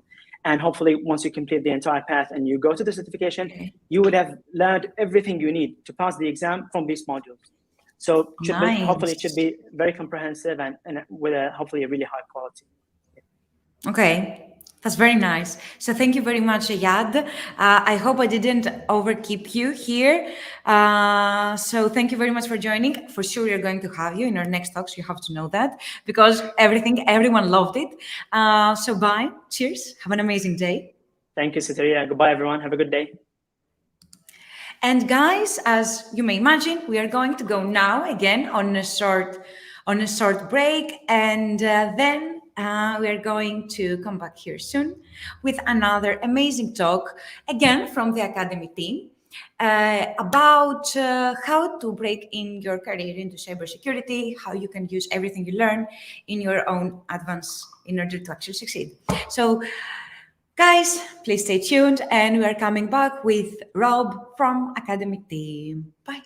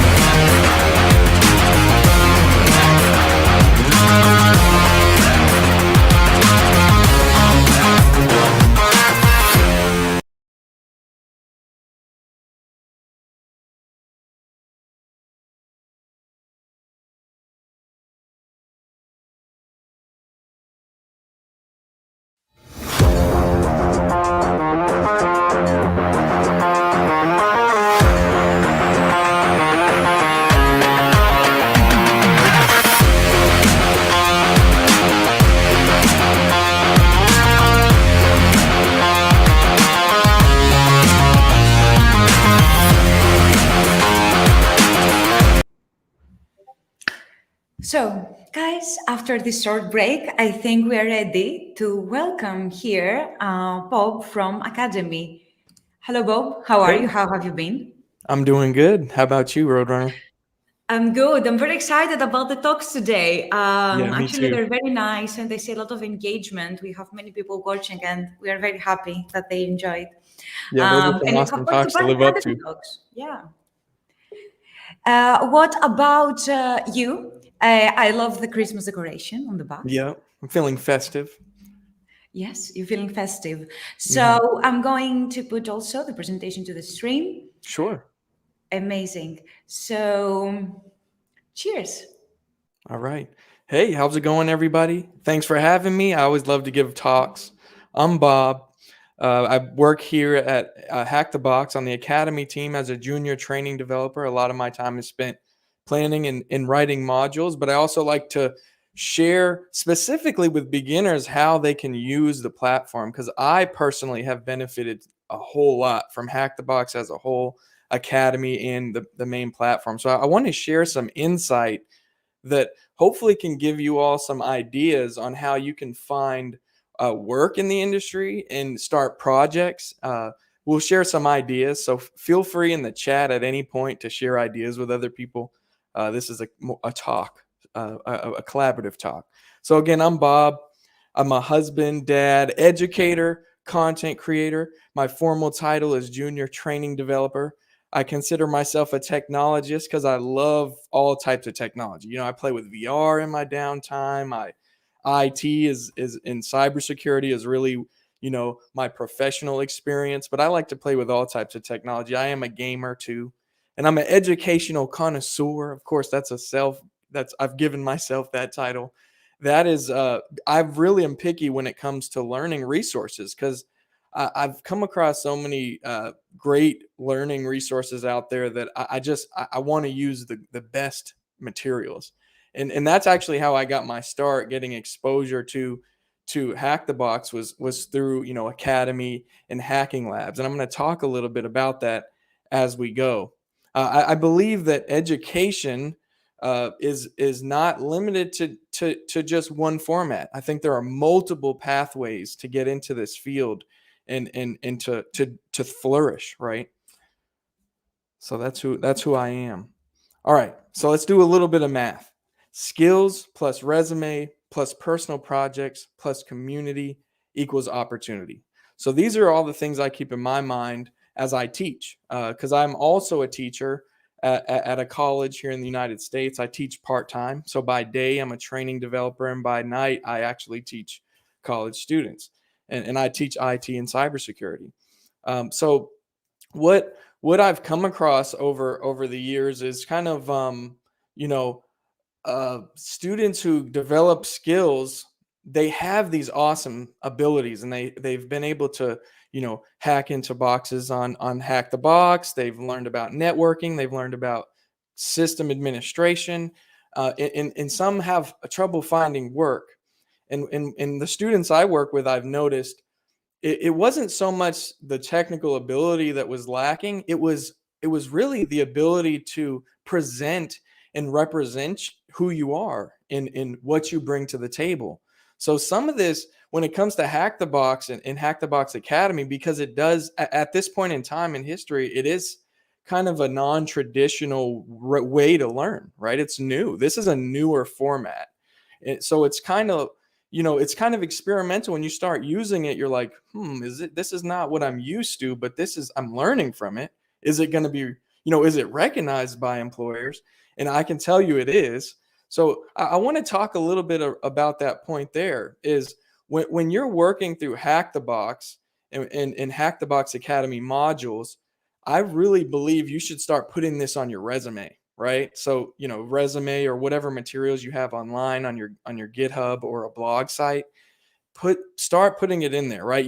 And I'm showing you on the screen here. You see on that in that image, you see the Windows privilege escalation, learning process, and getting started modules at 100% completion. This is actually something you can download from the Academy site. So if you have an Academy account, you've been completing modules. If you go into the settings, you can download your transcript. Kind of like in college, you can look at your transcript and check your GPA and your grades and your classes. It's similar in that it shows, you know, the description of the module and then the completion. I would put this as part of your resume, maybe attach it to your resume with the materials you submit. And I do still encourage having a resume ready. And of course, don't put anything on your resume that you can't talk to at a certain extent. But also know that you don't have to be an absolute expert to put something on your resume. Just don't claim you're an expert in it, but if it's something you're interested in and you can talk about in a practical sense, put it on there. Because when you come across employers or you come across, opportunities to work with a business or an organization, you want to be able to talk about that concept because they might ask you, right? So, all this is going to create opportunity. So let's look at another part of the equation here. Skills and resume. I say it all the time. I've said it in talks on here before. Skills pay the bills. The certifications and the credentials matter. Your degree, finish those, get those. When you get in the interview, or really that's what gets you to the interview, right?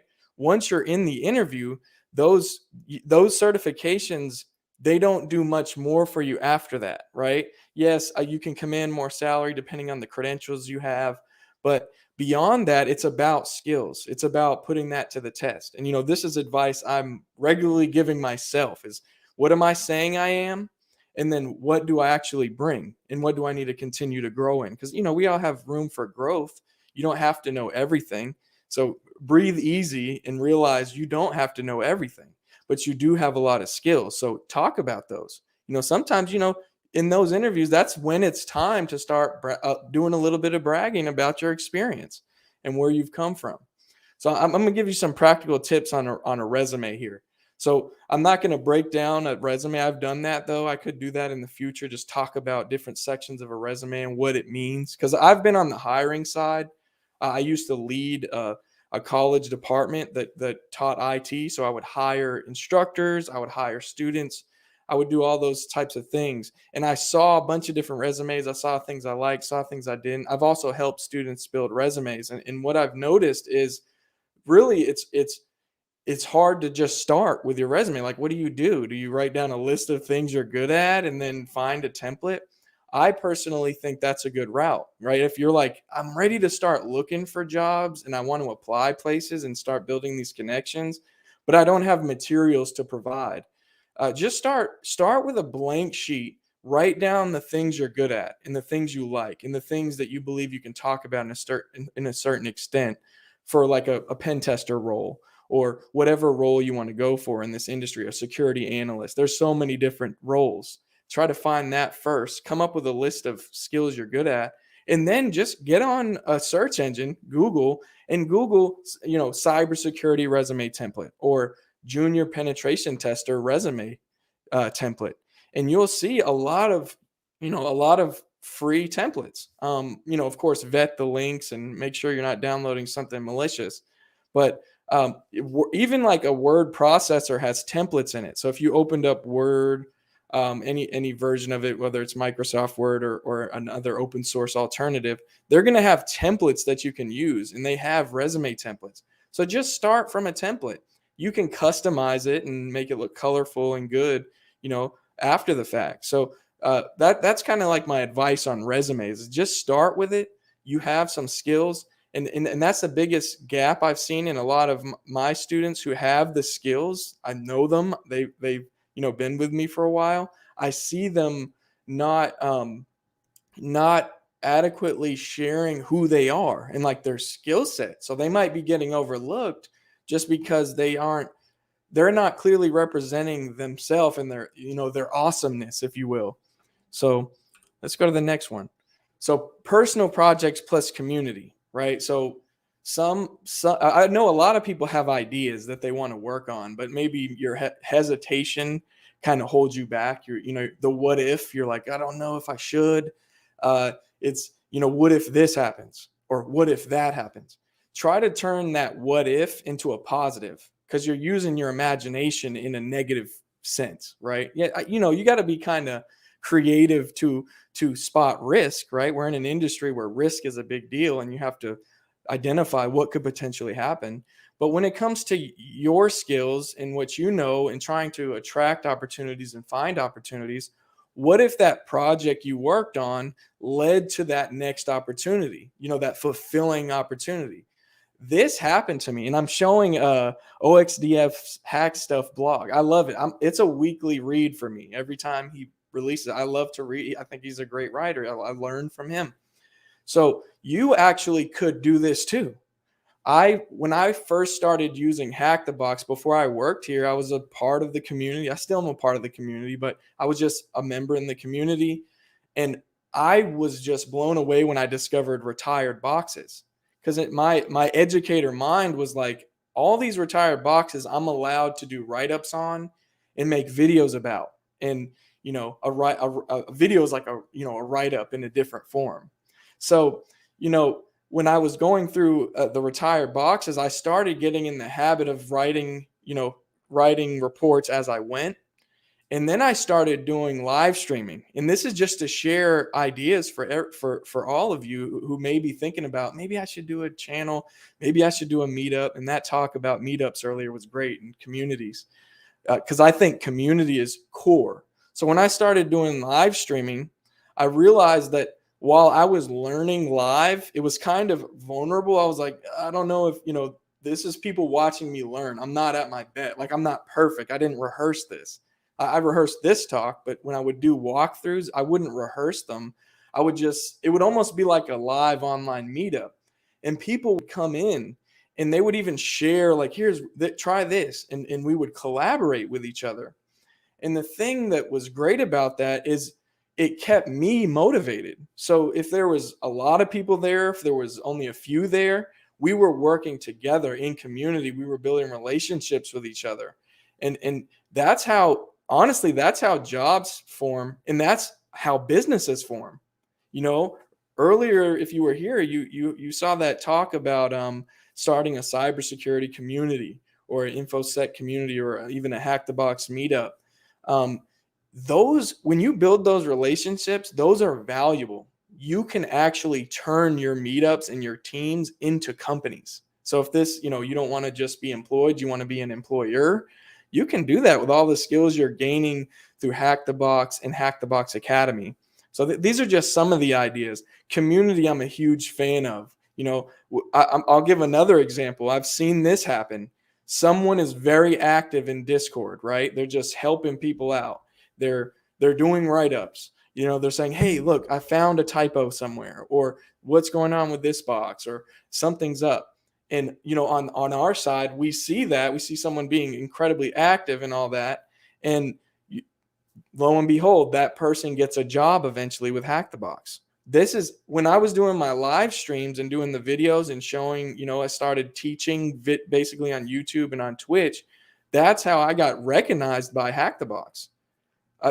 Some of this community, a lot of people that work at Hack the Box started in the community, right? Of course, they have professional experience. They know what they're doing, but they were, and this company's awesome, by the way, but they were part of the community first, right? So that's one thing I really like about Hack the Box, and that you can put on your resume, is just interacting with the community, building relationships with people who are students, users, and employees of Hack the Box. If you build relationships, start asking them if you can use them as a reference. So if a company needs to, call someone up to confirm, you are and you have the skills you say you have, vouching, people can vouch for you. So those relationships sometimes can get you to the point where they don't even look at your resume until you already are in a first interview, because you've made such a good impression on them. You're now in an interview, and the resume wasn't the thing that got you the interview. It was your interactions with other people and your way of collaborating and being fun to work with. So community is critical. Roadrunner is an awesome community leader. Just watch how she interacts. Use that as an example. Watch how others interact. Because I'm shy. I start off really shy when it comes to like networking, but I examine. I'm a copycat learner. I try to I try to be a sponge when I'm learning things, and even when it comes to social interactions, right? Because I want to gravitate back to the computer, because that's my like comfort zone, the technical stuff. But when it comes to like what we're doing here, I have to really be intentional about that. So I can relate if anybody feels that way. Let me know in the chat if you feel sometimes you're a little shy about things. So all this can actually lead to opportunity. And I mentioned that a little bit. And, I want to share some things that are known. If you go on the site, you'll notice on Hack the Box, we have a portion of our site where employers will submit, job descriptions.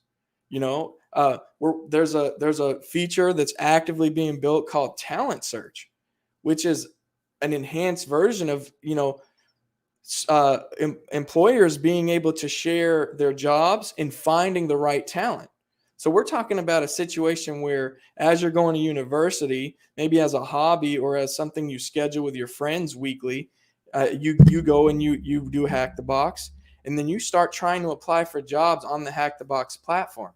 So I'm just saying some of this stuff that you're learning, you may not be looking close enough at what you've developed. Your skills doing CTFs, all that's huge. Put that on your resume. It doesn't have to be paid experience to be experience on a resume or on a blog. And by the way, I do think, start a blog, a write-up, a YouTube channel. Even if you feel like it's not as good as some of the, top people in the industry, you don't have to be the absolute best to start a YouTube channel, right? That you could just start doing it, start making videos, or start doing write-ups and helping, right? Because someone might come up on your video and they just like the way you teach. It's not even that you're the expert, you're just really good at explaining, or they just like your personality, you're funny, or you're fun, or you have a certain thing about you that they like. So I'm just saying some of this stuff and some of the ideas you might have, start working on those projects, because those personal projects turn into opportunities. And all this combined is what makes Hack the Box so awesome in my mind. That's Hack the Box and Academy, is just the way that community comes together around content. I have a mentor. He says content, when content meets community, that creates opportunity. So that kind of was what inspired this. So keep working on it. I'll say believe in yourself, believe in your abilities to learn. And that's my talk. Is there any questions you all have about this? So if it's about working to get a job, or if it's about something, a technical skill, what are you thinking? So, first of all, amazing presentation, I have to say. Thank you. Congrats. First of all, thank you for the nice words here today. I cannot believe, thank you very much. It's not just my work as community leader or anything. It is everyone here at Hack the Box works very, very, very, very hard. You know that as well. But thank you very much for the shout out. Cheers to the whole team that is actually here with us today on the chat. Jack, that he's heading our social, Daria and Katerina, that creating all these amazing visuals, Christina, that just joined, Sinister, Emma, that are from the community team, and everyone that created the CTF, that is amazing. McLaris, cheers. Dark Archer, hello.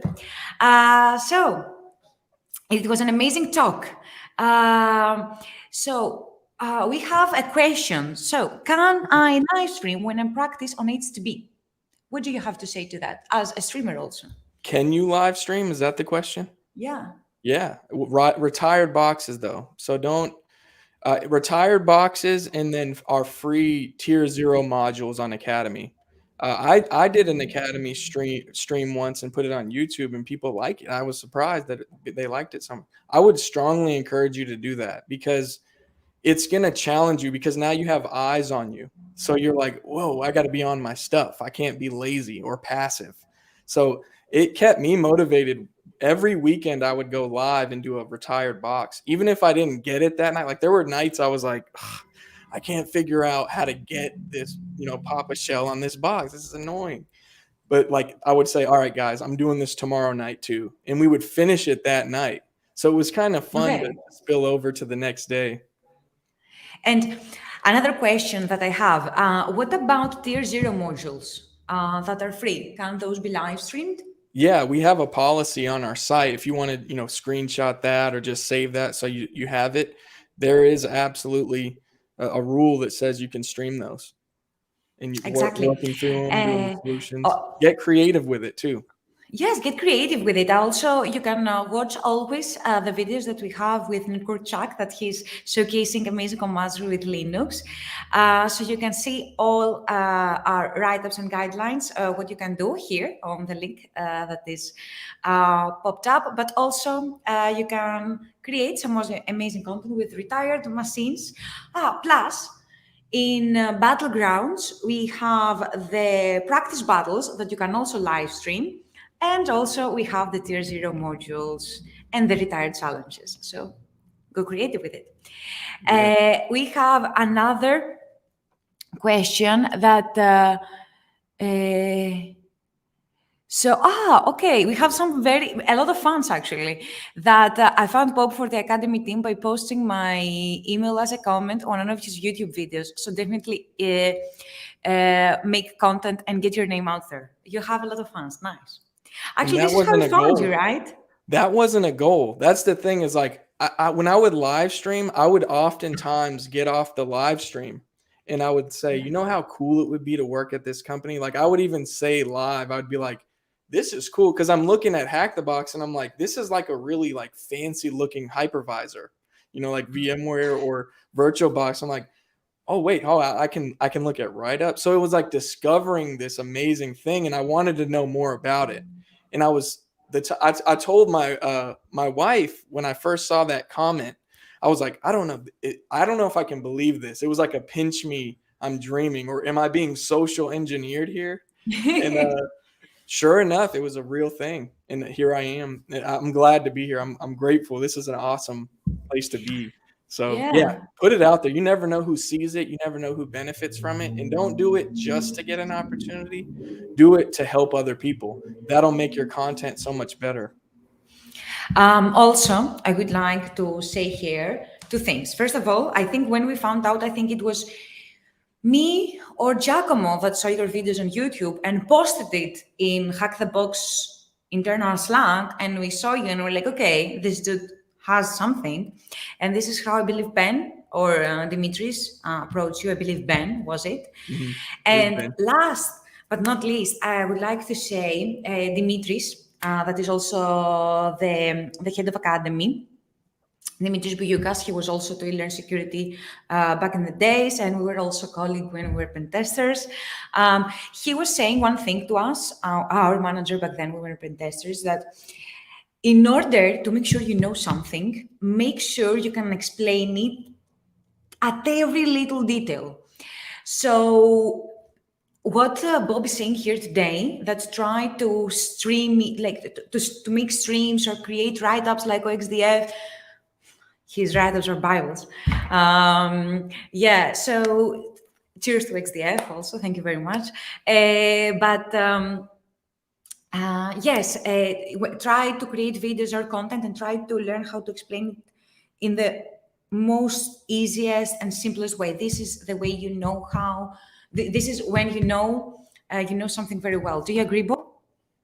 Oh yeah, like learn to teach. I know that sounds funny, but learn with the intent to teach. Even if you're not a teacher, just learn it. So like explain it to your family. You know, just even if they don't care. Like I always explain to family, like, this is how Nmap works. And they're remind me, like Ross from Friends, that he was talking about something that everyone's been like, yeah. Exactly. So like everything, even in your written form, you know, explain it as best as you can, even if you got to use like weird examples, right? Like I always compare like network ports that, like port 80 is HTTP, right?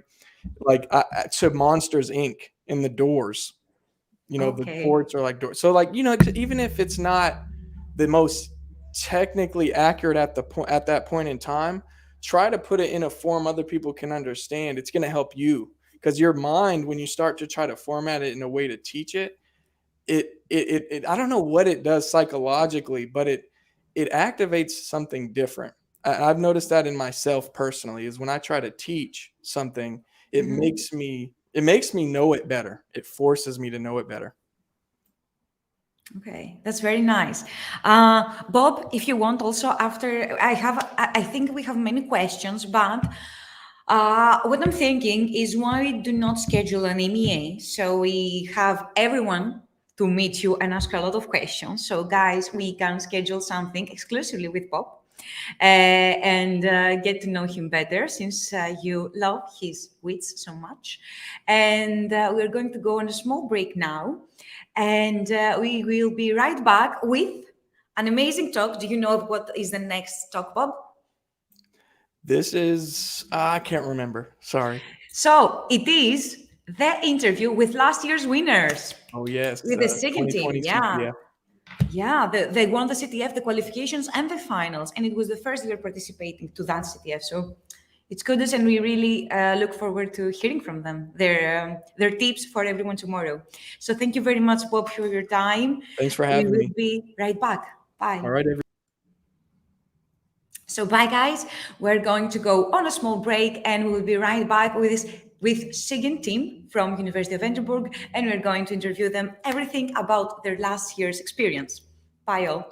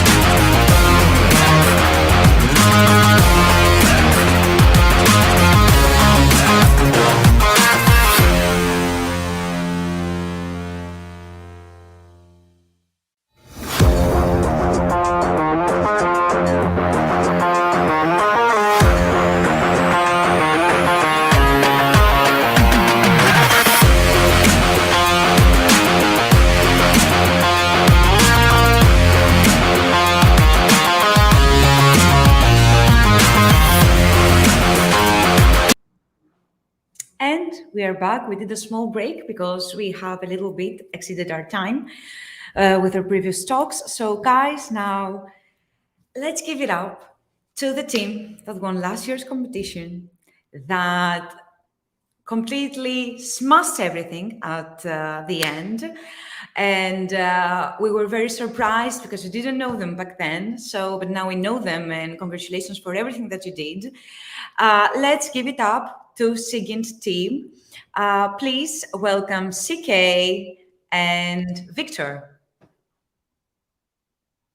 Hello, guys. How are you? Yeah, doing well. Hello. Great to be here.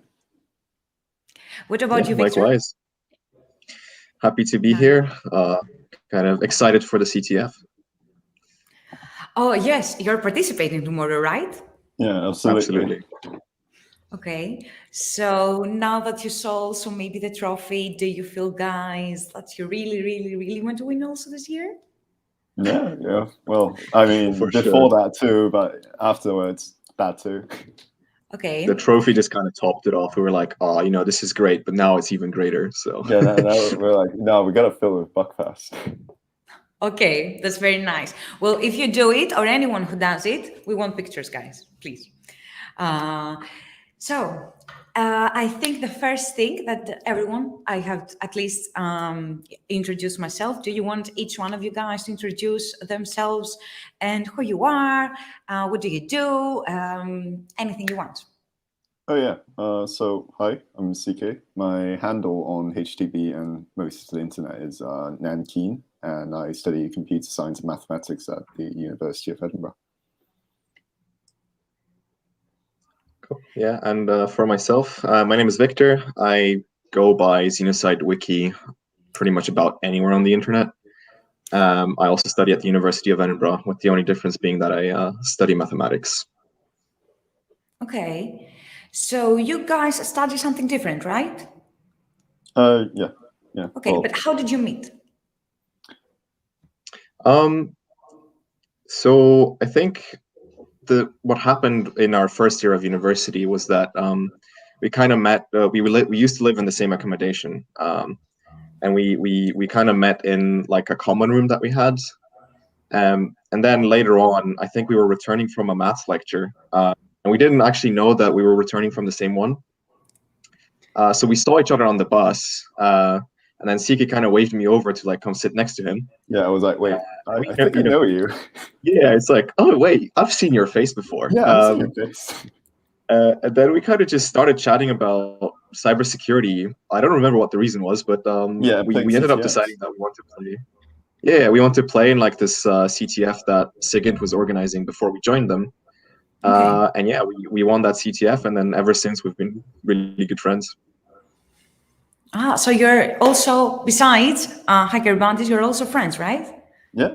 Mm-hmm. Okay, that's cool. And how did you learn about HTB, guys? How did you find out about us?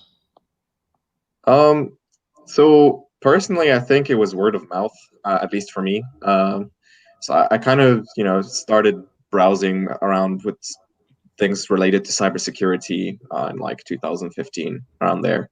And I've had like multiple people just over time mention like, oh, you should check out Hack the Box. They have like really good stuff. So basically, it was just people that I met online, and they were like, yeah, you should look at this website. So that's pretty much how I heard about it and how I started like digging into it. For me, it was I saw it on Reddit when I was in high school, and I started playing it a bit religiously towards the end. But yeah, that was how I found out about HTB. I think I did my first ROP chain on one of the HTB challenges. Really? Do you remember which one? ROP.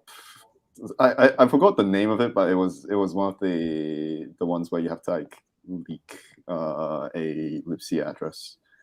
Yeah. Okay, that's very nice. And so how did you learn about, guys, the University CTF last year? And you started and you said, okay, I will apply to play the CTF. Yeah, so last year somebody else was president of the society, and he was like, hey, do you guys want to play this HTB CTF? And we're like, yeah, sure. That was basically just how I was like, okay, let's play it. Yeah. So, and how did you come on board, Victor, in order to form the team of 10? I think what we did, we were like, we just asked in chat, like, who wants to join the CTF, who wants to play?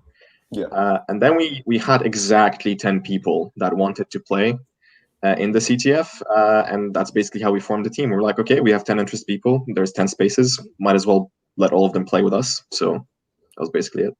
Yeah, it was very conveniently exactly 10 people. Convenient, at least. Because we get so many people saying, oh, we are 12, or we are like, we have too many people, what we will do. But if it was Cyber Apocalypse or any other CTF, okay, we would say, yes, divide it as many teams as you want. But when you represent a university, it's unfair to have more teams. So thank you also for playing by the rules. And what do you think was your decision to play the CTF? Was something good at the end? Oh yeah. Well, I mean, we won the CTF, and everybody, I mean, at least learned something from the CTF, and it was a pretty fun time to just hack around with our friends again. I think towards this time last year, everybody's quite busy with like exams, coursework. But when we got together and played it was like that form of cohesion again with the society and team. Okay, but you got together. You mean you could meet also virtually online? mostly. Virtually, okay. Yeah. But what about this year? Are you going to play virtually or on site? On site, we'll be playing. I think on site, yeah. So I can imagine pizzas and Coca-Colas and maybe some Red Bulls for me when I play CTFs. It and really just depends non-stop. on everybody's. Yeah. Yeah. It depends on everybody's budget to get. Okay. That could be the next HTB gift, as I imagine it now. So for finals, to provide the pizzas and Coca-Colas, I don't believe we can legally give Red Bull, but I can check for all the teams that go to the finals. That would be nice. We will think about for the next CTF. Everyone from the team. Yes, that would be nice, right? Yeah. Okay, besides cash and food. Okay, so Hack the Box gives you food, knowledge, cash, everything. Nice. So you play the University CTF. Which other CTFs, though, do you play? Victor, do you want to? I mean, we've played quite a bit of different CTFs just over the years. I think there were some companies that hosted like university team CTFs, just like you do in the past. But we also participate in other CTFs with other teams, things like DEF CON. I think Real World CTF, I've at least played that a bit. Real World CTF. Just anything we find on CTF time, it's just like, does this look interesting? And we're like, yeah, so let's go and play it. I think we did Google CTF one year, but in the finals we didn't do that well. Okay. And how do you guys, do you practice for CTFs or CTFs is your practice? I'd say CTF is like practice too. And also a lot of the stuff that we do for our hobbies just kind of goes in parallel with playing CTF. So it's kind of a way to learn and also apply the skills from just parallel hobbies. And that's quite similar. Yeah. That applies to you, Victor, as well? Yeah, so I don't particularly train for CTF specifically. I think a lot of that kind of, training, so to say, comes from just me playing CTFs and also just my free time activities. So, if because I focus on things like reverse engineering and I'll be reverse engineering software in my free time, and just the skills gained from doing that are usually enough to be able to participate in a CTF. So it's generally just all the things that I do in my life that kind of contribute to a good CTF. Nice. But I think you said it also already, but when you play a CTF, do you have a specific category each one of you play, or at the end everyone plays everything? How does it work in your team, in SIGINT? So I think when we were new and we first joined, we kind of tried to try every single category to like see which one is like fun or we like. And then slowly as we played more CTFs, we kind of start to like a single category or got like a bit better at that category than other categories. So for me, that was Pwn, and I think for Victor, that's reverse engineering. And then we have some people doing crypto and all that. Also web people, that too. So yeah, I think it really depends on like what stage you are at on the playing CTF journey. So if it's the start for us, it's usually like you kind of explore what you like first. Yeah. Yes, but at the end of the CTF, if you solve your challenges of your category or if you're stuck, you always move to another category because it's always fun. At least, of course, yeah. When I play, yes, because it's always fun to also to explore that area. And as a CTF, I strongly suggest, and I think, yes, I know, and many people in the chat maybe will shoot me now, but with CTFs, yes, or some things where to CTF are not very real world and things like that, but they actually teach a lot of things. And the thing that you start to think in another way, in order, if you do nothing about web and you're only about reversing and you start exploring this area, it's always going to teach you something. So I totally agree that CTFs are also an amazing way to play, to practice. So, what is the most powerful memory, guys, you have from past year's CTF? Victor, you take. That's actually a good one. I think the most memorable moment was because me and CK used to be flatmates last year when we were playing the CTF. I think I was helping people out on some of the challenges at like 4 or 5 a.m. And then I just hear the door behind me open, and then CK just like walks in, completely demolished, because he just spent, I think, like 6 hours solving this V8 pawn challenge, some sort of really difficult one that you had.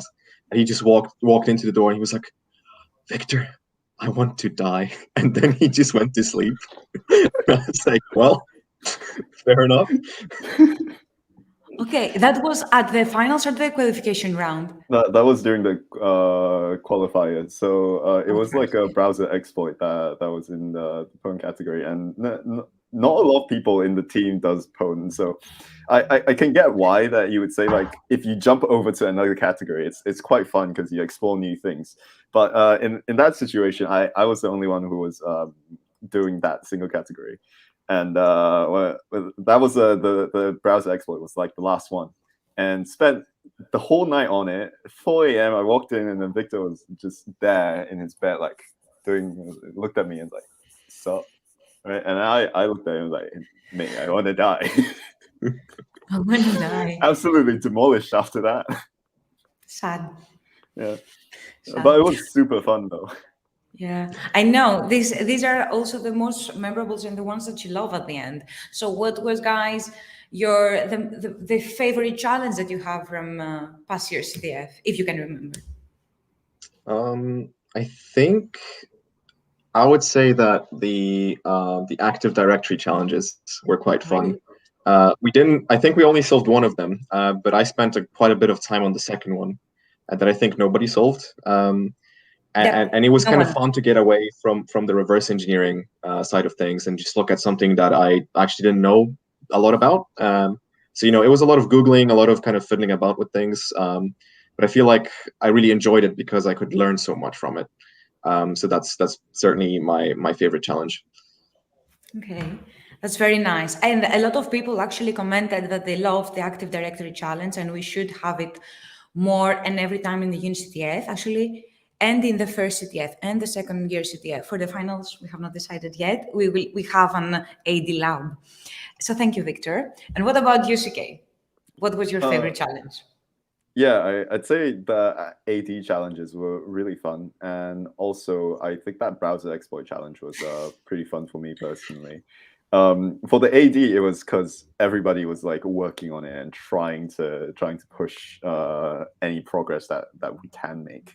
And it's something that not a lot of us are familiar with because we aren't really exposed to AD environments like the labs that we have or like the other CTFs that we play.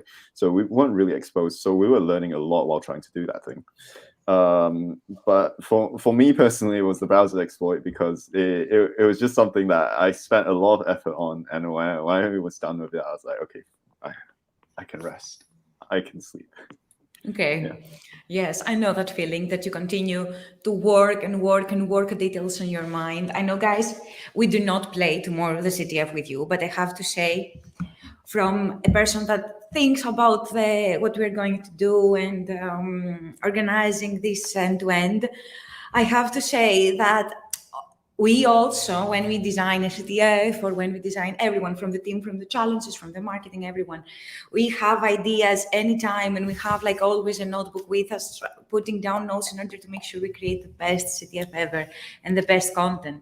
And also last year we weren't that many, so I remember we have the event talks, then we had the University CTF, and I believe it was me, Makelaris, and some people also, 3-4 days straight up. And for sure, the infrastructure team, and we were there and we were monitoring everything. We were with you because we want to have a flawless experience. We cannot have 100% flawless experience. Fingers crossed we will have one day.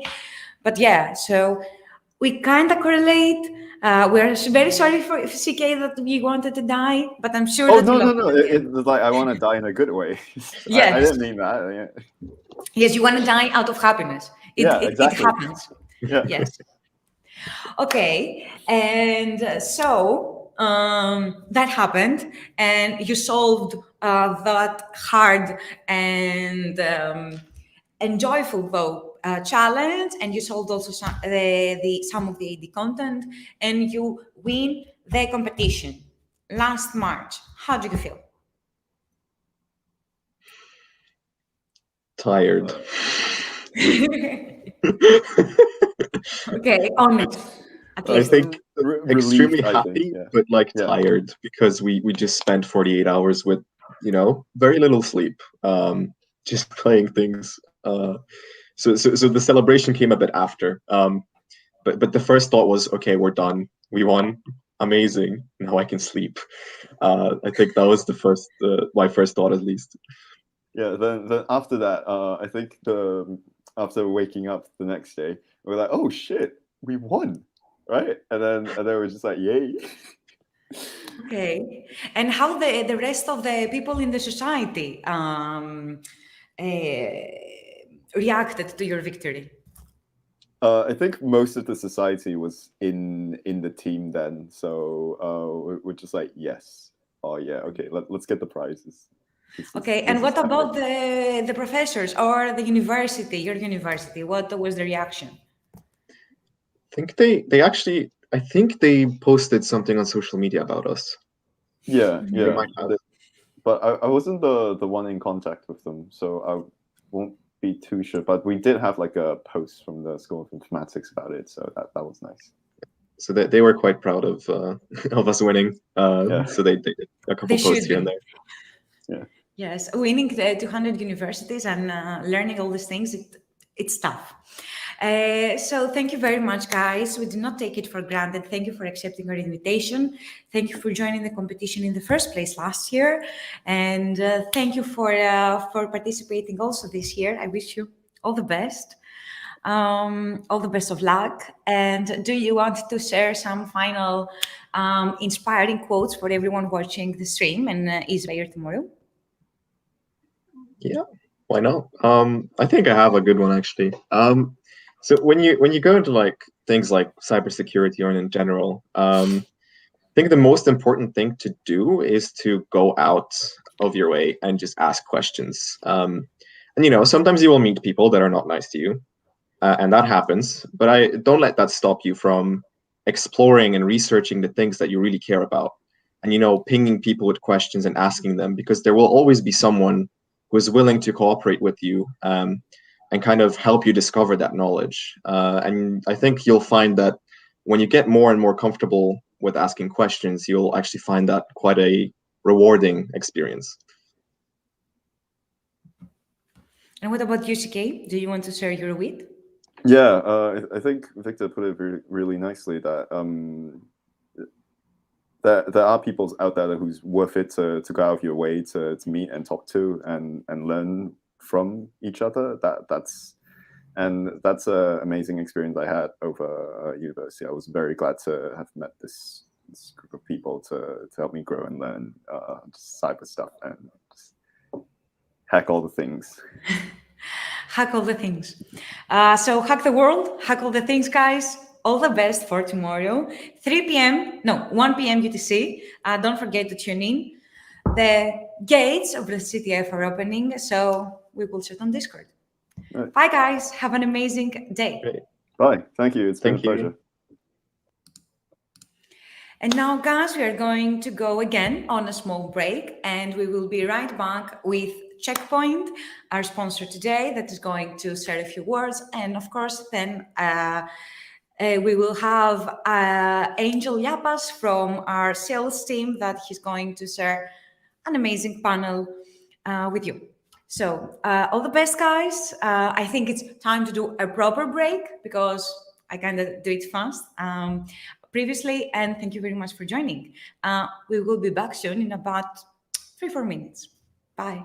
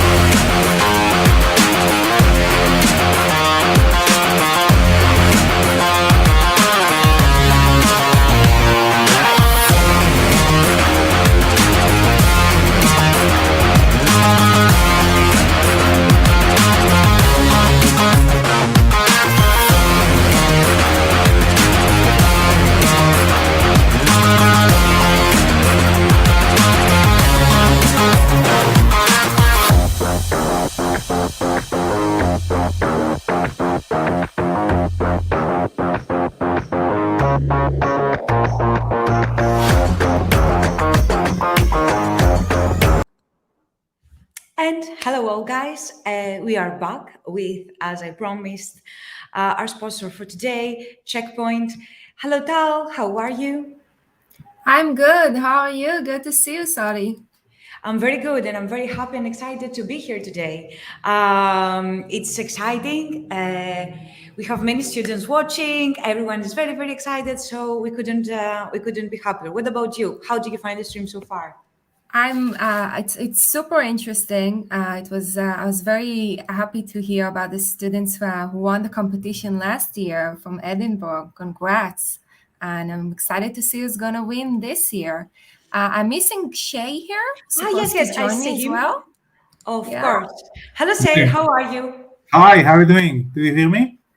Of course, we can hear you perfectly, loud and clear. Yeah, it's super fun to be in your event. We're very excited here at Checkpoint. I'm actually track the Hack the Box platform for a while, and really? yeah, we found it really interesting and one of the most exciting in the category. So yeah, we are very happy also to be a sponsor of this event and the upcoming events also. That's great. Amazing. So, guys, are you going to present your presentation? Are you not? Because it's Yeah, also so I will start with the presentation and Tal will continue, right? Amazing. All right, so give me 1 second here. Of course. I love the yellow color on you, Tal. It suits you very well. I like the pink one on you and the black. Okay, do you see my presentation? Yes, I'm adding it to the stream now. Amazing. Okay, so I'm going to remove myself from the stream and all the best, guys. We'll chat in a few. Bye. Okay, can we start? Yeah, sure. Yeah. All right. So it's super exciting to be here in this event and talk about SecureAcademy, Checkpoint Secure Academy. This is our academy to study cybersecurity in the universities. So let's start. One of the major concerns that we see today globally is a huge shortage in cybersecurity workforce, and that's going through all the regions in the world. We see a global shortage of cybersecurity experts, almost more than 3 million people globally, most of them at APAC. Then we have Latin America. Of course, North America has also shortage in that space, more than 376,000 people. So there is a lot of opportunities in that space, and this is part of what we are doing. So we came up with SecureAcademy a few years ago in order to support students of higher education institution globally by providing them with vital cybersecurity skills, learning, resources in a very challenging environment of Gen 5 attacks. And I will go over the 5th generation of attacks and explain how do we see that today in today evolving cybersecurity world. So in 1990, back in 1990, we identified the Gen 5 of cybersecurity attacks. That was mostly covered by antivirus protections, regular viruses that came with a floppy disk or external devices that create like a huge mess to the personal computers. Then in 2000, there was like a network security attacks that started with the evolution of more routers and networks for corporation and governments. And then the solution for that was the firewall. Checkpoint was one of the pioneers in the firewall industry. In 2010, we started to see a more sophisticated attacks, which were like the intrusion related, the malware attacks. And this is something that was passing through some sophisticated protocol like HTTP, HTTPS, FTP. And for that, the world was moving forward with introductions, the IPS, that the intrusion prevention as a solution for that. In 2015, we see behavioral analysis, behavioral attacks, which are more through a payload, and that going through something called the zero-day attacks. These are different attacks which can change their way of form, can be more sophisticated and more complicated to identify and to stop. And for that, there is like a new class of solution in the world, which is more about the behavior of the malware. And this is something that we see also in the market and part of our solution. The 5th generation that we see today in the last few years, that's the multi-vector attacks. And the multi-vector attacks, that means that today organization, governments are being attacked from multiple vectors in the cloud, in the endpoint, in the mobile, through IoT, and different types of angles for which is very complicated to protect. And for that, there is a solution like what Check Point is offering, which is the multi-vector prevention.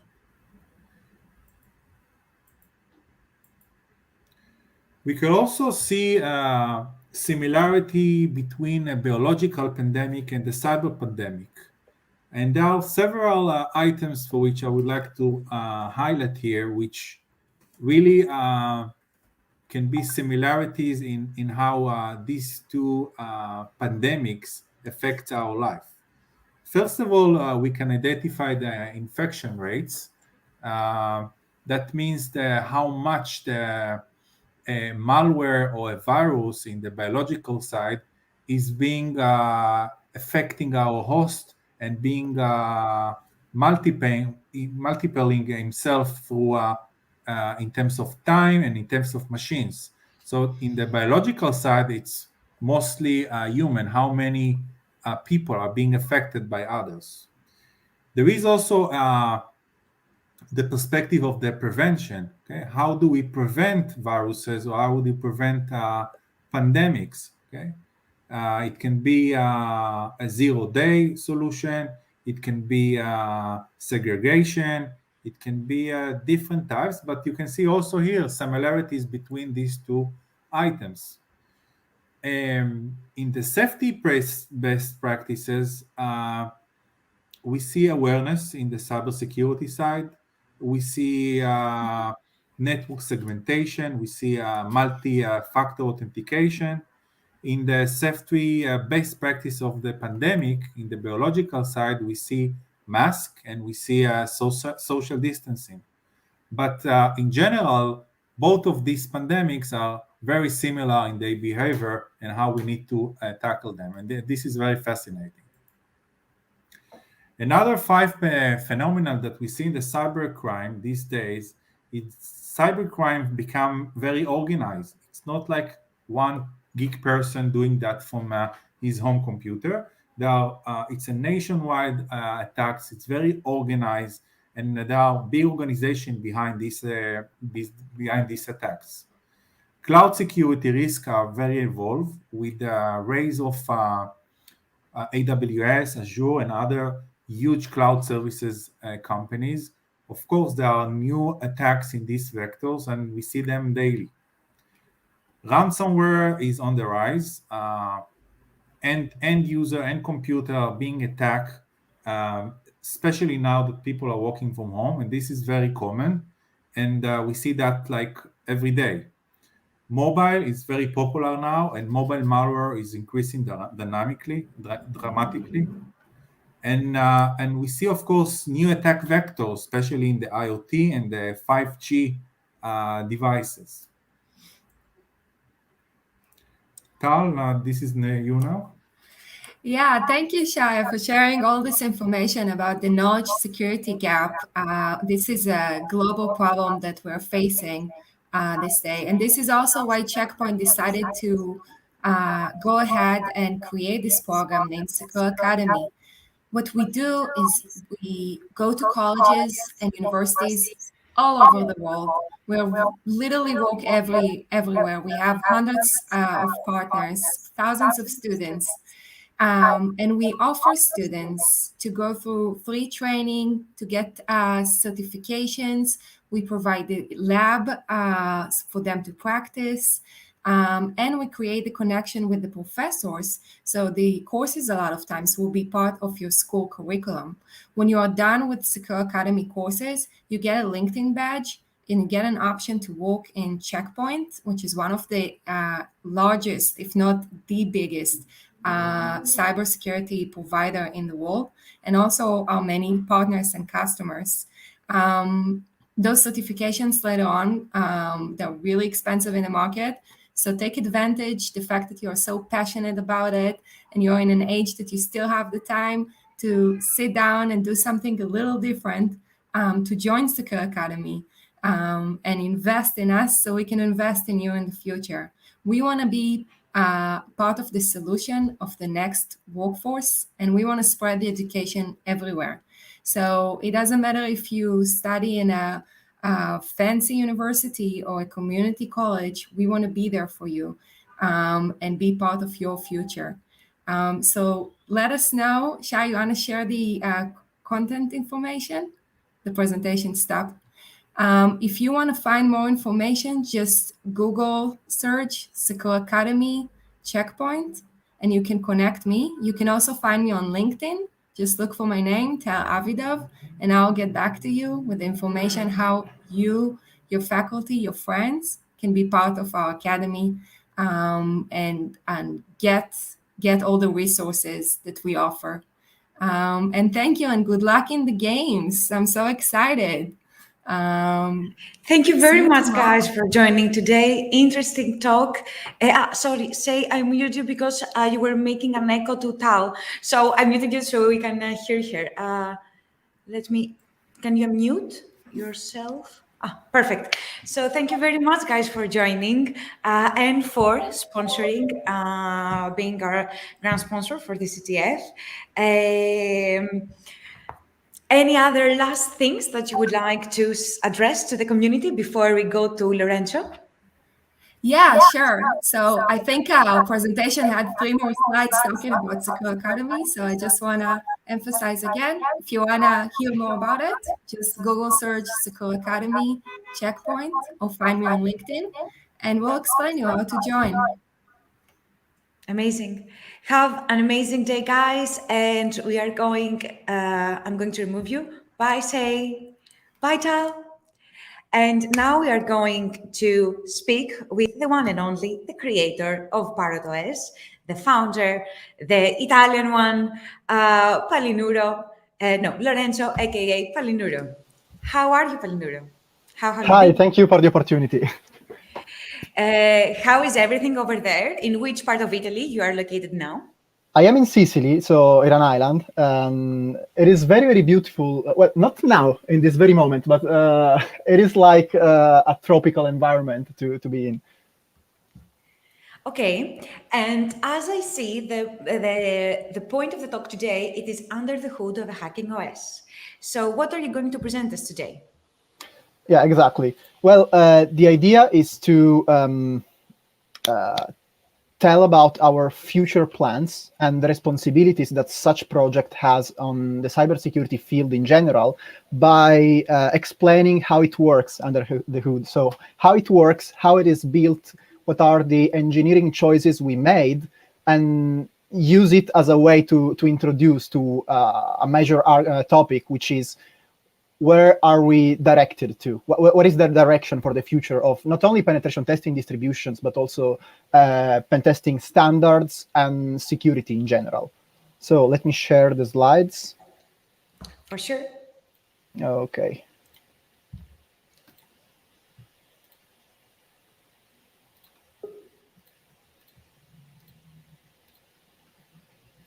Can you see it? Of course. Okay. Amazing. So, I'm going to remove myself from the stream. Enjoy the amazing talk with Lorenzo. Bye. Thank you. So, first of all, I would like to spend a little time explaining the history of penetration testing distributions and the way they evolved in the past to what they are today. Because we came from a past where GNU Linux distributions aimed at cybersecurity, hacking, and penetration testing were very, very elementary, rudimental, with many, many tools packed inside in a poorly standardized way. The goal was simple: to have easy-to-use system, practical system to have the tools aboard. The easiest way to have Metasploit up and running, if you want. So it was, of course, how things began, and then things evolved very, very quickly to a modern way of considering a penetration testing distribution. In fact, while in the past, pen testing distributions used to have root login by default and similar misfeatures, if you want.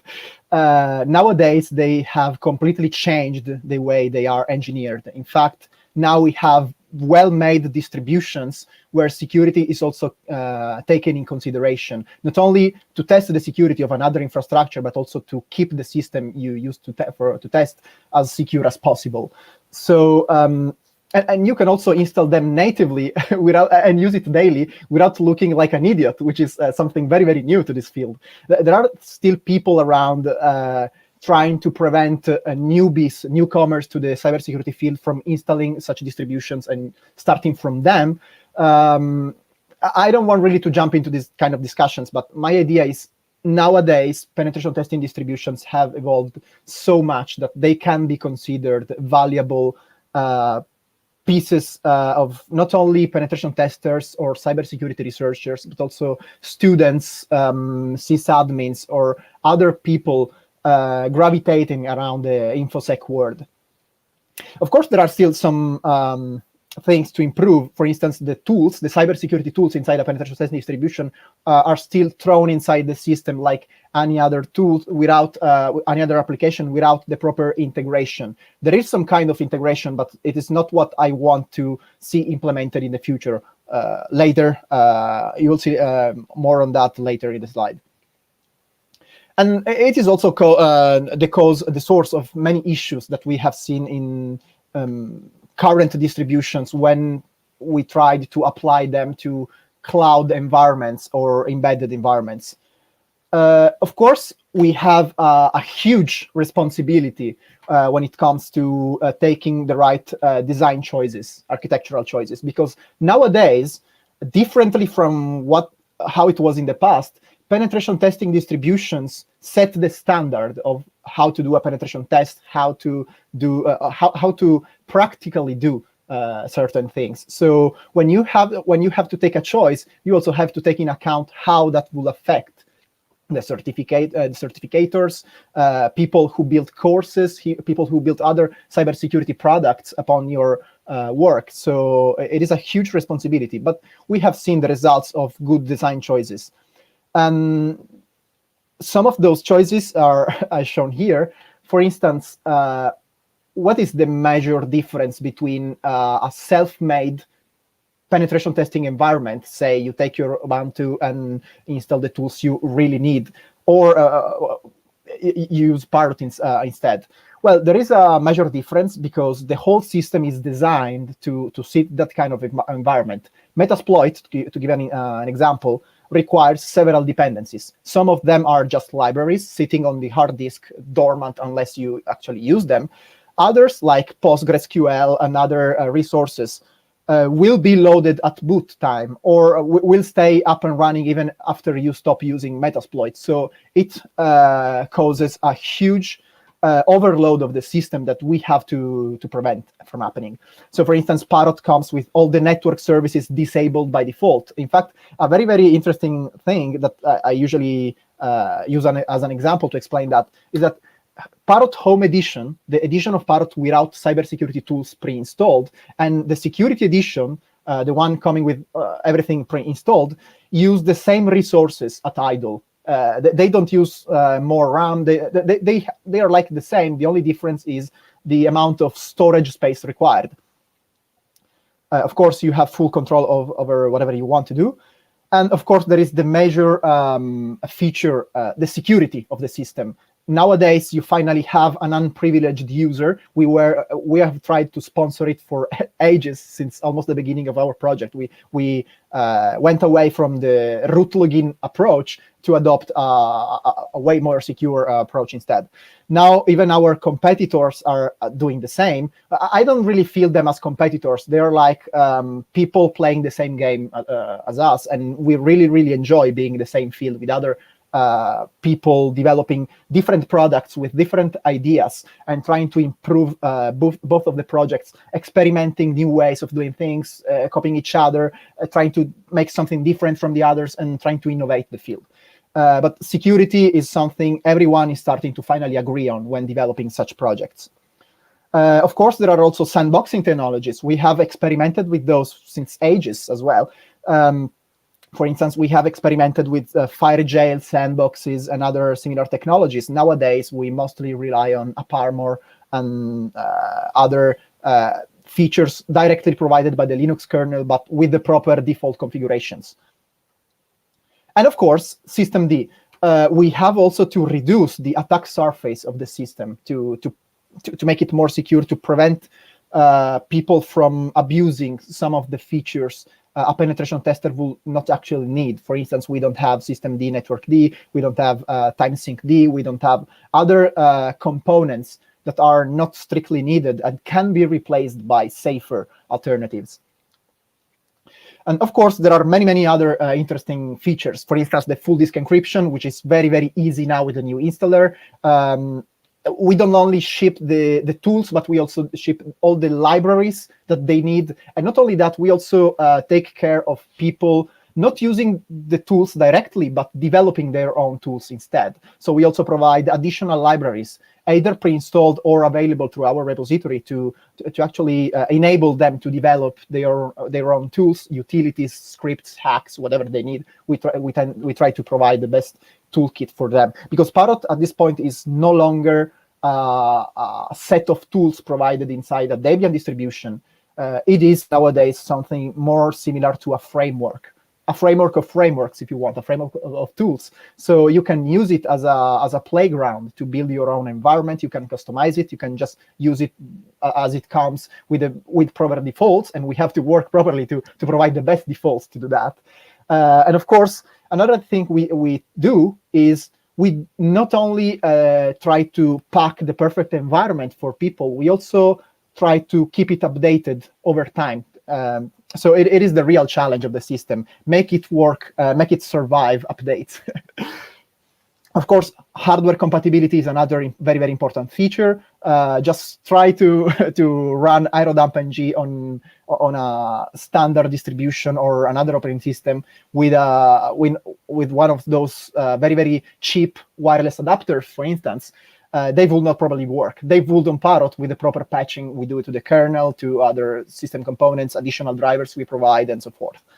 And of course, serious security. We try to... Parrot was mostly designed to... We were rolling release in the past. Now we are slowly switching to an LTS version model by still providing the proper backports to tools and libraries. But now we are really changing the way we approach to security. In fact, we are designing the system like if it was designed for servers and mission-critical environments, like providing updates in less than 4 hours since they are released publicly. We tend to sign up such updates as fast as possible, verify them, and provide the proper automated pipelines to make sure everything works. And then there is the cloud component, which we'll talk about later. First of all, why such operating systems are important? First of all, it is very, very important to understand that everyone is good at Git cloning a bunch of tools on your desktop and using them. It is very hard to do that the right way, and it is very hard to configure the rest of the system to work nicely, to play nicely with such kind of tools that you install without the customizations and patching required to run them properly in the system. But none of you who actually prefer the self-made way actually can allocate the resources to do what we do, because we are many people from a worldwide community working day and night to provide not only the system, but keep it updated over time with that right model. Once you spend your weeks configuring the perfect customized Ubuntu or Arch Linux, you have to keep it updated over time. And it is guaranteed that dependencies will break. Dependencies that work for one new tool will not work with another tool that is still using the old version. It is a mess. So orchestrating all of that is something that a whole team can do, if paid to do that, of course, but a single person can't. So this is why there is still space for the old way of doing GNU Linux distributions for penetration testing. But now we are moving to other ideas, new models. This is what I want to explain in the last part of the slides. Now, let's jump into the technicals. So how it is made, how the system is composed, if you want. The system is an operating system. So it is not a software, it is not a program. It is a conjunction of many programs and that work nicely with each other, cooperate, if you want. So every single piece of software have to be treated separately and have to be verified and compiled according to the following pipeline. So first of all, we have the source code. They come from multiple sources. The biggest one is Debian, of course, but we also have the individual sources for each of the tools or each of the additional libraries not provided by Debian. We have a tool which is UScan, not invented here. It is a Debian tool for packaging, and it automatically checks whether there is a new version updated on the upstream servers and downloads it and enables the package maintainer to easily integrate the new version into the previous source code. Then there is GBP, Git build package, which is another interesting component we use to maintain a Debianized source code in a Git tree. So we can maintain everything on Git, and by following also the DEP 14 standard. If the geekest of you can check that out. Of course, we also have a dedicated Git platform, which is our Nest platform. It is basically a GitLab instance mirrored with GitHub that we use to basically share code each other between developers of the distribution and run continuous integration tests, do quality checks on code, validate things, validate GPG signatures, and everything else. Then there is the DSC, which is the source artifact. From each individual package, we extract a source artifact that can be delivered to the build platform. It is not integrated with Nest. It is not even online, for what I know. It is a separate platform where we manually deliver digitally signed updates to be built. So we send the updates there package by package. The platform builds them and delivers to a signature platform, which is a completely air-gapped system used to apply digital signatures. Because otherwise, every single instance of Parrot, people having Parrot on their laptop will see an error message because the signature is not valid. So there is no way, even by owning the whole Parrot infrastructure, there is no way to inject a fake update. Again, it is not something invented here. This is how Debian works by default. We just try to follow this design model and keep the signature and build servers as secure as possible. And of course, we have the publish pipeline where we publish all our updates globally, because one of the major challenges of Parrot is to be able to deliver such updates to such a higher scale, with millions of people all around the world downloading a huge amount of heavy files that cannot be just delivered by buying a bunch of dedicated servers in Europe or USA and expect the whole world to receive them properly. So we have to build a decentralized infrastructure, rely on GeoDNS technologies, rely on Anycast IP addresses with BGP broadcasting of our AS number. It is a huge and complex infrastructure. I will probably explain one day, because it was very, very interesting engineering challenge that we wanted to face without relying on third-party services. We do rely on third-party services like cloud providers and such things, but we really wanted to keep the core open source and self-hosted, if you want. The future. Where are we headed to? So first of all, we need to figure out what we test when you do a penetration test. First of all, we have our good old on-premise infrastructure. So the server on-premise, the dedicated server directly controlled and owned by the client. So it is the old way of doing penetration tests, of course. We also have cloud infrastructure, which we still define like something new in the cybersecurity field, but it is something that has been out since ages now. So it is already part of the old way of doing penetration tests.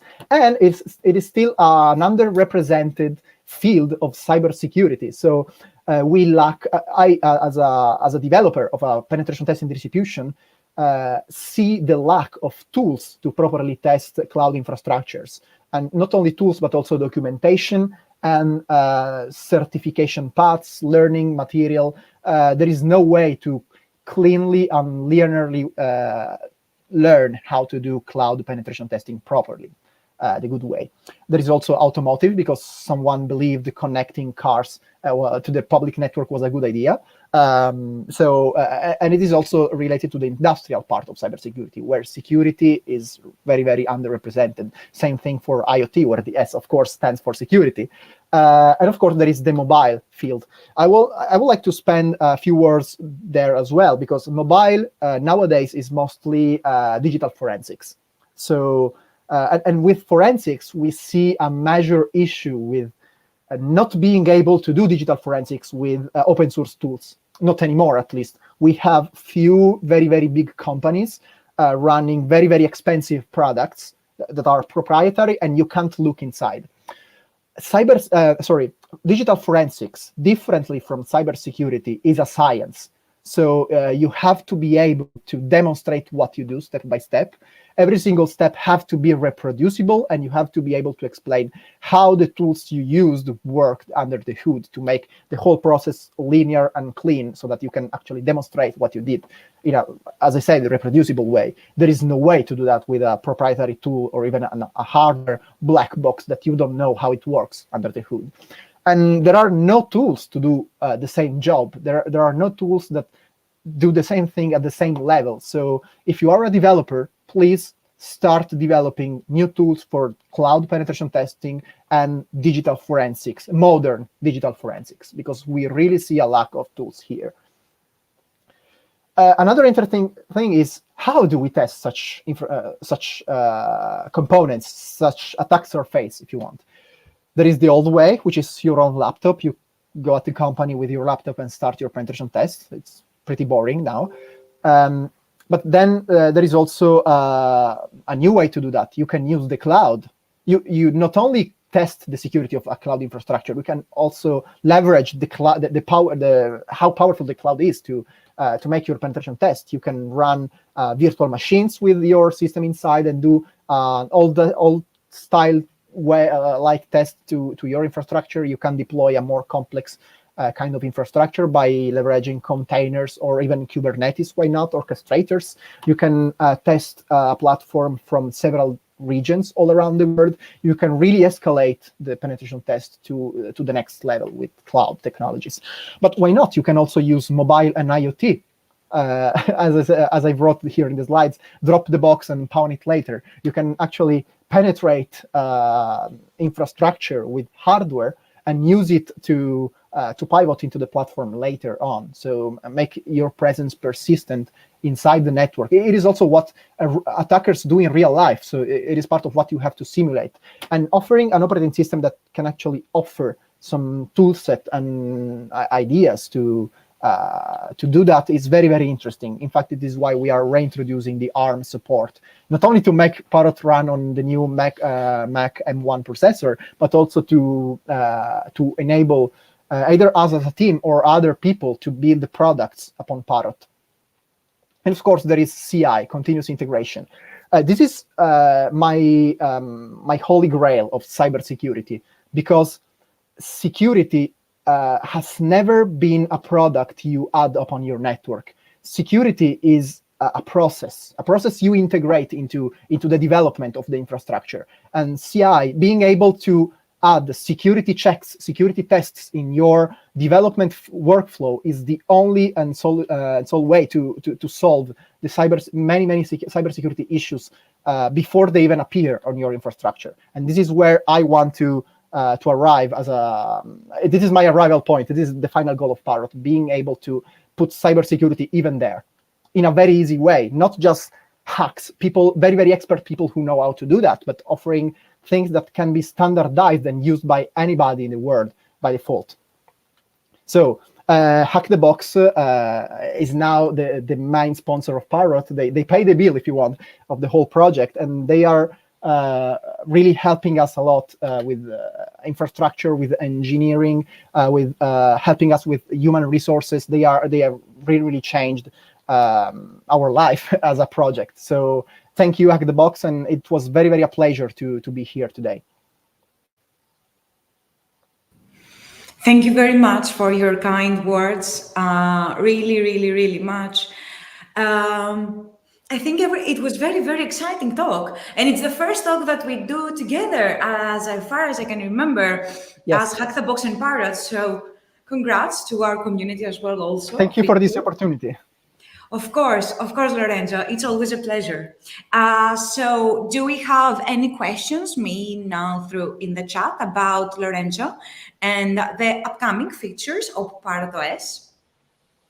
I have one question. When is the next release that we have discussed, and you have said so many things at Rome when we met, that you're going to have? Yeah.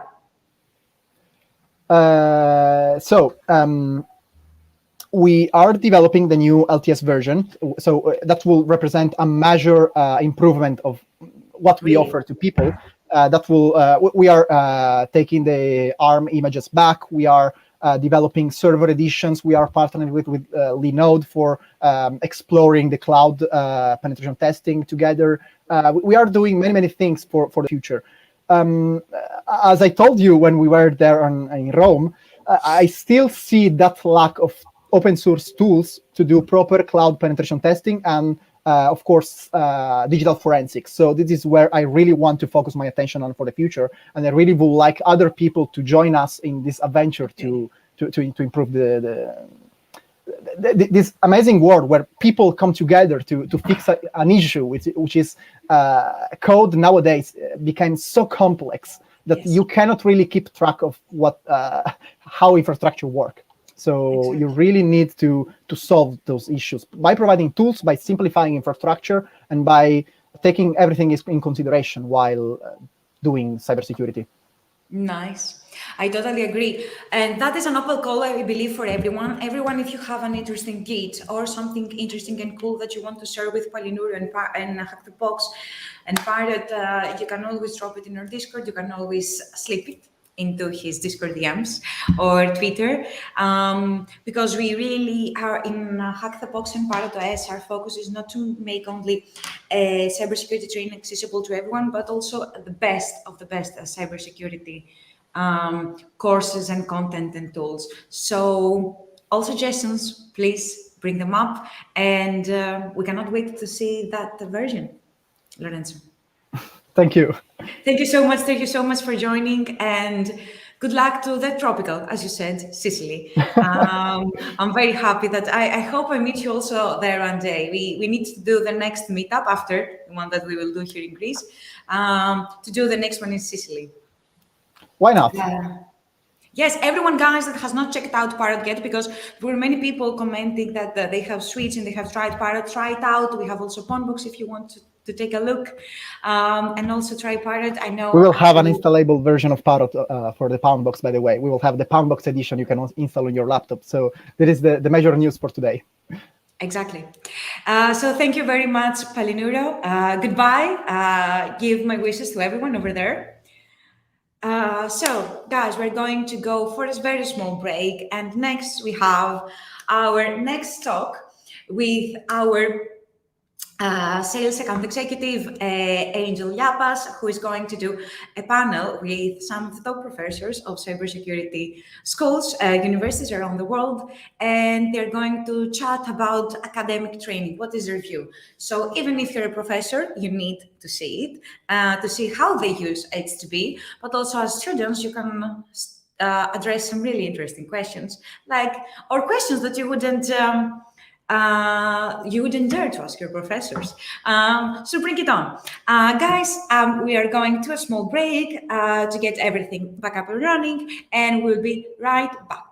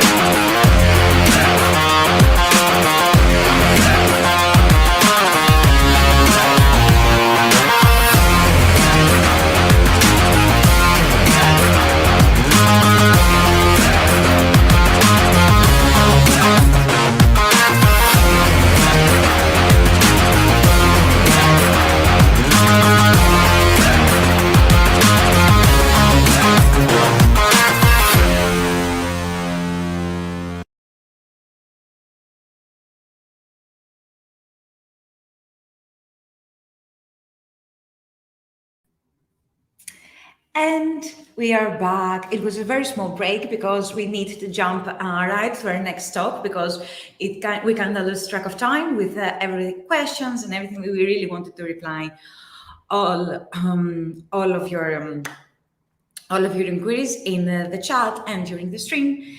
So next, I'm going to welcome in our stream Angel. Hello, Angel. How are you?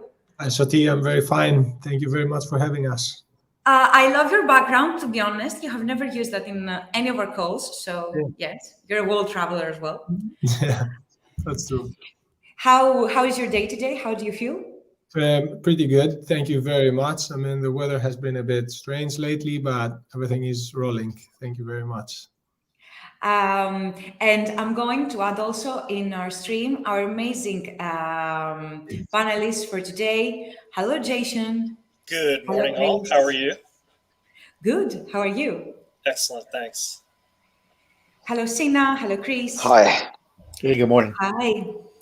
So, how do you feel, guys? How do you feel that you're joining our stream for the first time? Well, mine is a bit hectic today, so the PC didn't work. It's just no, it's okay. Yeah. Sina, I told you also in our chat. Last night, my computer froze. I lost almost 80% of the work that I have prepared for today. So I get you, I understand how you feel. But now we made it. So take a breath and let's start the amazing talk. So I'm going to leave you guys and have fun. Thank you, Soti. So I just want to take this opportunity before we start with our questions and share some words about how we see our collaboration with universities globally. So firstly, at Hack the Box, as Soti said before, we are trying to make cybersecurity available to everyone and actually help fill the proven gap in the cybersecurity job market with qualified professionals through our training programs. So this is exactly where we align with universities globally that work towards providing education to the world's next generation of cybersecurity talent. And we are pretty honored to become part of this academic journey. So we understand that educating the youth goes beyond teaching what cybersecurity is and why to practice it. It more and more involves teaching practical techniques and tools. It requires that we train students in the practical skills that are necessary in building a successful career in cybersecurity. So, however, this process includes challenges and practices that we better hear and understand from the experts that we are hosting here today. So the floor is now with Jason, Sina, and Chris for them to introduce themselves to our audience, and then, of course, pass to the questions that I have for you guys. Jason? Good morning, all. My name is Jason Cuneo. I'm with the Auburn Cyber Research Center at Auburn, Alabama. We have a number of different activities that we do in terms of training our students in our different courses. And I look to try and find different types of technologies that we can implement in order to improve our students' capabilities. So I'm kind of looking forward today to talking about how we've implemented a couple of different technologies to include Hack the Box in our discussion today. Thank you. Thank you very much. Sina? Hello, my name is Sina Pournouri. I'm a course leader for MSc Cybersecurity. So our course here is certified by National Cybersecurity Center. And also, I'm here to kind of discuss how we use Hack the Box during pandemic and, other stuff. Awesome. Thank you very much, Sina. And now to Chris. Hey, good morning, everybody. I'm Chris Simpson. I'm the director of the National University Center for Cybersecurity. National University, we're a national security agency, center of academic excellence in cyber defense education. We're in sunny Southern California. This year, we're celebrating our 50th anniversary. And our goal is we really help adult learners achieve their learning outcomes. We've got alumni worldwide. And we've got an MS in cybersecurity with specializations in ethical hacking and pen testing, and another specialization in enterprise cybersecurity management. We also have a bachelor's degree in network defense and digital forensics. Our main goal is preparing our students to enter the workforce course, and so they need both theory and the hands-on application. So that's where tools like Hack the Box come in. They really allow students to get those hands-on skills and then demonstrate those to potential employers. And I look forward to discussing it here with my fellow educators. Thank you very much, guys. I mean, it's been an honor and quite amazing that we have you here today with us. Now, to jump to some of the questions that might be of interest for our audience as well, I want to start with Jason. Jason, can you please describe to us what are your biggest pains in teaching cybersecurity, and what do you think are the biggest pains of your students while they learn cybersecurity? And probably, how does Hack the Box help you address some of these pains or all of them? Yeah, well, I think first and foremost is the topic is so broad, and there's so many different areas that need to be covered, that being able to break things into manageable chunks for the education process is of extreme importance. One of the things that we had done in the past is we had local servers to be able to do our attack defend methodologies for our ethical hacking class. But over time, that becomes a little bit difficult in terms of maintaining the activities that are necessary in order to go through all the different core curriculum. So one of the things I liked about Hack the Box, I was a user for a number of years before we actually started using it, and it provides us a much better way of being able to break up our learning objectives into manageable chunks. Thank you very much. I mean, this is pretty insightful. I want to jump to Sina with a similar question to what Jason, let's say, addressed. Sina, can you please help us understand how you address the teaching challenges that the pandemic has brought upon all of us, and what probably is the role of Hack the Box in this effort? Yeah, so obviously because of the pandemic, we had to employ the remote teaching and learning, and it was kind of challenging in the beginning. And before the pandemic, we had our dedicated cybersecurity lab, which was isolated from the entire network of the university, so a student could learn their skills in that fairly safe environment. But because the students couldn't come to the campus, we had to kind of switch to the virtual platforms like Hack the Box. So I think the two reasons that I think Hack the Box helped us a lot in that challenge was one of them was that the students, regardless of their PC or laptop specs, could connect to the Hack the Box by phone box, and also again, because of the range of access to different machines that we had, so students could learn more and practice more. And I think this is the way forward, really. I think this would be kind of a new normal for us in teaching modules like pen testing and ethical hacking. Yeah, I mean, if I can add something here, I think like what the pandemic did to businesses was, let's say, to some kind to enlighten them on what the benefits of their people working remotely are. So I think that in the case of universities, it, let's say, brings up to the surface the benefits of universities having online programs, probably giving them the opportunity to access a broader audience. I mean, sharing their knowledge with people that would never have access to their programs if they were living nearby, the campus.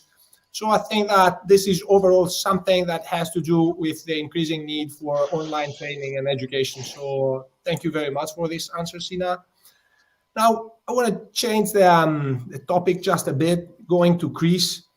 Chris, I mean, I would like you to describe to us what are the rules or the guidelines or, let's say, frameworks that you follow while considering or discussing the curriculum of your cybersecurity programs?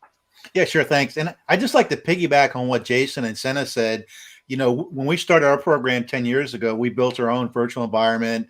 It turns out it's expensive to run, hard to maintain, and plus you've got to build all the labs. So that's why we migrated to, tools like Hack the Box for our program, because it's current, up to date, and give students kind of the latest lay of the land for pen testing and things like that.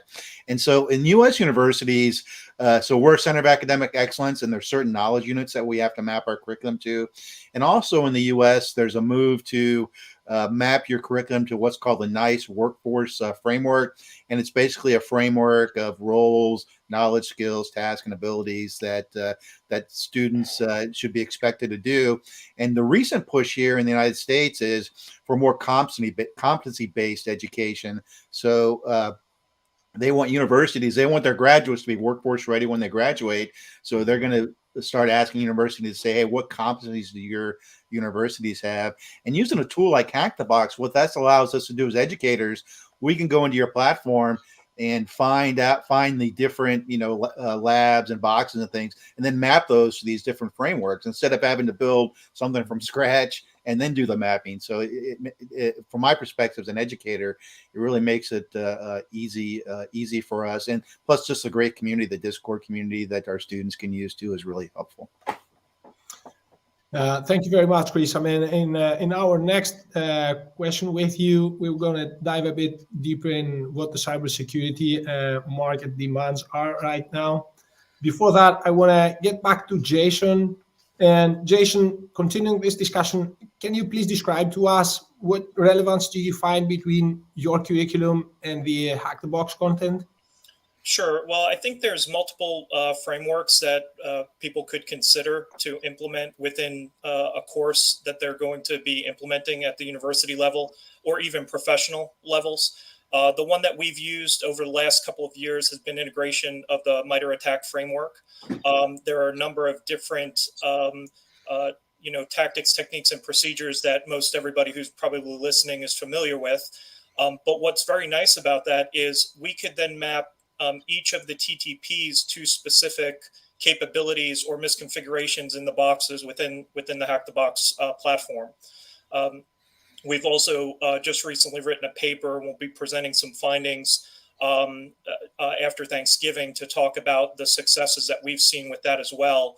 And so it's become pretty extensive in its capability. But once again, I'll go back to a point I was talking about earlier. You want to make sure that you can bite off, not bite off more than you can chew, because there is an awful lot of material.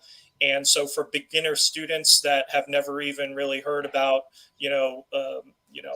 a directory traversal or something challenging of this nature, you kind of want to lead them up to that point so that they have the capability to be able to understand what those challenges are.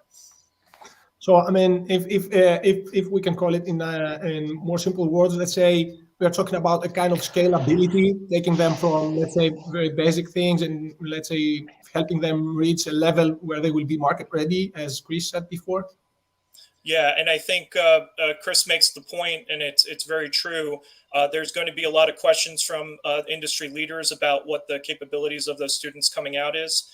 And we should have some measurable or quantifiable way of being able to determine, hey, this student has these capabilities level. Of course, he was talking about earlier about the Center for Academic Excellence, and there are measures by which we have to, the universities that are CAEs have to measure up to in order to meet those requirements. And our students coming from those universities are going to be much better off moving into those positions in the industry. Yeah, that's great insight. Thank you very much, Jason. Sina, can you please describe to us what drives student performance and engagement in your programs? What are the elements that keeps the whole, let's say, organization around your programs together? And if you have noticed any changes in this engagement or performance of your students after you introduce a practical training solution like Hack the Box? Right. So obviously, I mean, as I mentioned, we used to have access to our own virtual lab in university. And, as Chris mentioned, updating these machines are sometimes quite costly. And but now with the Hack the Box, students, they have like more access to attacking surfaces, different operating system, different environments.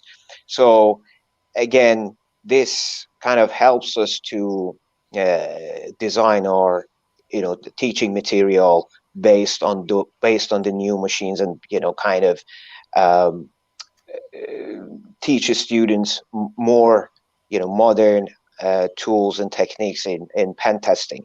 And also, one thing that I really like about platforms like Hack the Box is the some sort of gamification of the process. So, for my undergraduate students last week, we had, I put 3 machines up there, and then there was some sort of a kind of nice competition between them, who's going to hack this first, and then they get like they could see the leaderboard, and so I think putting a student in that sort of competitive environment will lead for better learning and for better performance experience. Yeah, that's very true. I see you, Chris and Jason, you guys are shaking your heads. So is this something that you also do, probably? Well, throughout the semesters, we have a number of clubs throughout the university, but our ethical hacking club in particular participates in quite a few of those CTFs as well that Sina was talking about. And I think it is a nice break from the norm to gamify it a little bit. But then also when it's actually practical application of something where they can turn around and actually use it in the real world as well, it makes it both fun and informative, and makes them better off for industry when it's time to go. So that's why I was shaking my head, because complete agreement with what Sina was saying. So Chris, the same goes for you here. Yeah. Just to piggyback on that. So this past weekend, our cyber team, Nuclear, that only point to it, they competed in the Western Region Collegiate Pen Test competition, and they used Hack the Box to help get ready for that competition. Awesome. Sina, I don't want to get you, let's say, out of your flow here, but I mean, I was really intrigued by what you said. Can you please share a couple of things of what did you guys do in order to offer a practical training to your students prior to engaging with Hack the Box? So, we have, as I mentioned, we had like a virtual network of vulnerable machines, and we had like, let's say, for instance, we had like Metasploitable 2 and 3 between them, and they obviously the kind of the vulnerabilities are kind of old, really. Although still, you can find them in the current, current situation with different companies, and and I actually talked with one of my students last week, and so usually in the UK, in the 3rd year, students go to placement, and they come back for the final year. So in the 2nd year, he said this to me last week. So 2nd year, he said, when they were doing the ethical hacking, they were exploiting these old vulnerabilities, and he thought, well, that's just useless because no one is having these vulnerabilities anymore. But then in his placement, he worked as a patch. He worked as in a role that he needs to do the patch management, and he said you couldn't believe that there are still companies that they have these vulnerabilities. And then I thought, well, it wasn't that bad for us to learn those things, although they were quite old. But obviously, I think platforms like Hack the Box, where you get like not only a retired machine, but also you get like a newer, for us we get like exclusive machines as well. It will help the students to kind of, I think it kind of exposes students to kind of more real world case scenarios, and definitely would help their learning experience. Awesome. Thank you very much, all three, for this one. So Chris, I want to jump back to you. And I mean, as I told you before, I would get back to this cybersecurity market thing. Can you please help us, let's say, enlighten us on what gaps do you see in the job market for cybersecurity roles, and how do you, with your teaching and programs, try to best prepare your students for it? Yeah, so well, first there's just a huge workforce shortage. So you look at the data of various organizations, ISC Squared, CyberSeek, the government, Burning Glass. There's just a ton of openings for students. So that's a huge gap. And, you know, quite honestly, universities can't put out enough people right now to make them, support the workforce. But one of the advantages of using like a tool like Hack the Box is it makes the students more workforce ready because they're going to have more practical experience when they finish the program, and that's what the organizations want. And there was a CAE meeting earlier this week, and that's one of the things they mentioned. We want the CAE institutions, we want our graduates to be workforce ready when they graduate. And just to echo what Sina said about the active versus retired, that's a great learning method, right? So you can take the retired box, the students can get a walkthrough, and they can watch videos by like people like IPSEC. And not only does he show them like the tools and techniques, but he gives them a thought process, right, for them to be able to actually get into a box. And that's a critical thing students need to learn. You know, the technology is going to change, but they need to know that thought process. And that's what we try to do in our lectures and our presentations in our different labs and projects. Not only give the students the techniques, the tools, but also the techniques and the thought process that they can apply and that will last them throughout their career. Yeah. Well, I was talking with a very good colleague of yours a couple of hours ago, Mr. Matthew McAuliffe. I mean, apologies if you didn't want me to mention your name here, Mark, but I don't think you're going to have any kind of problem with this, to be honest.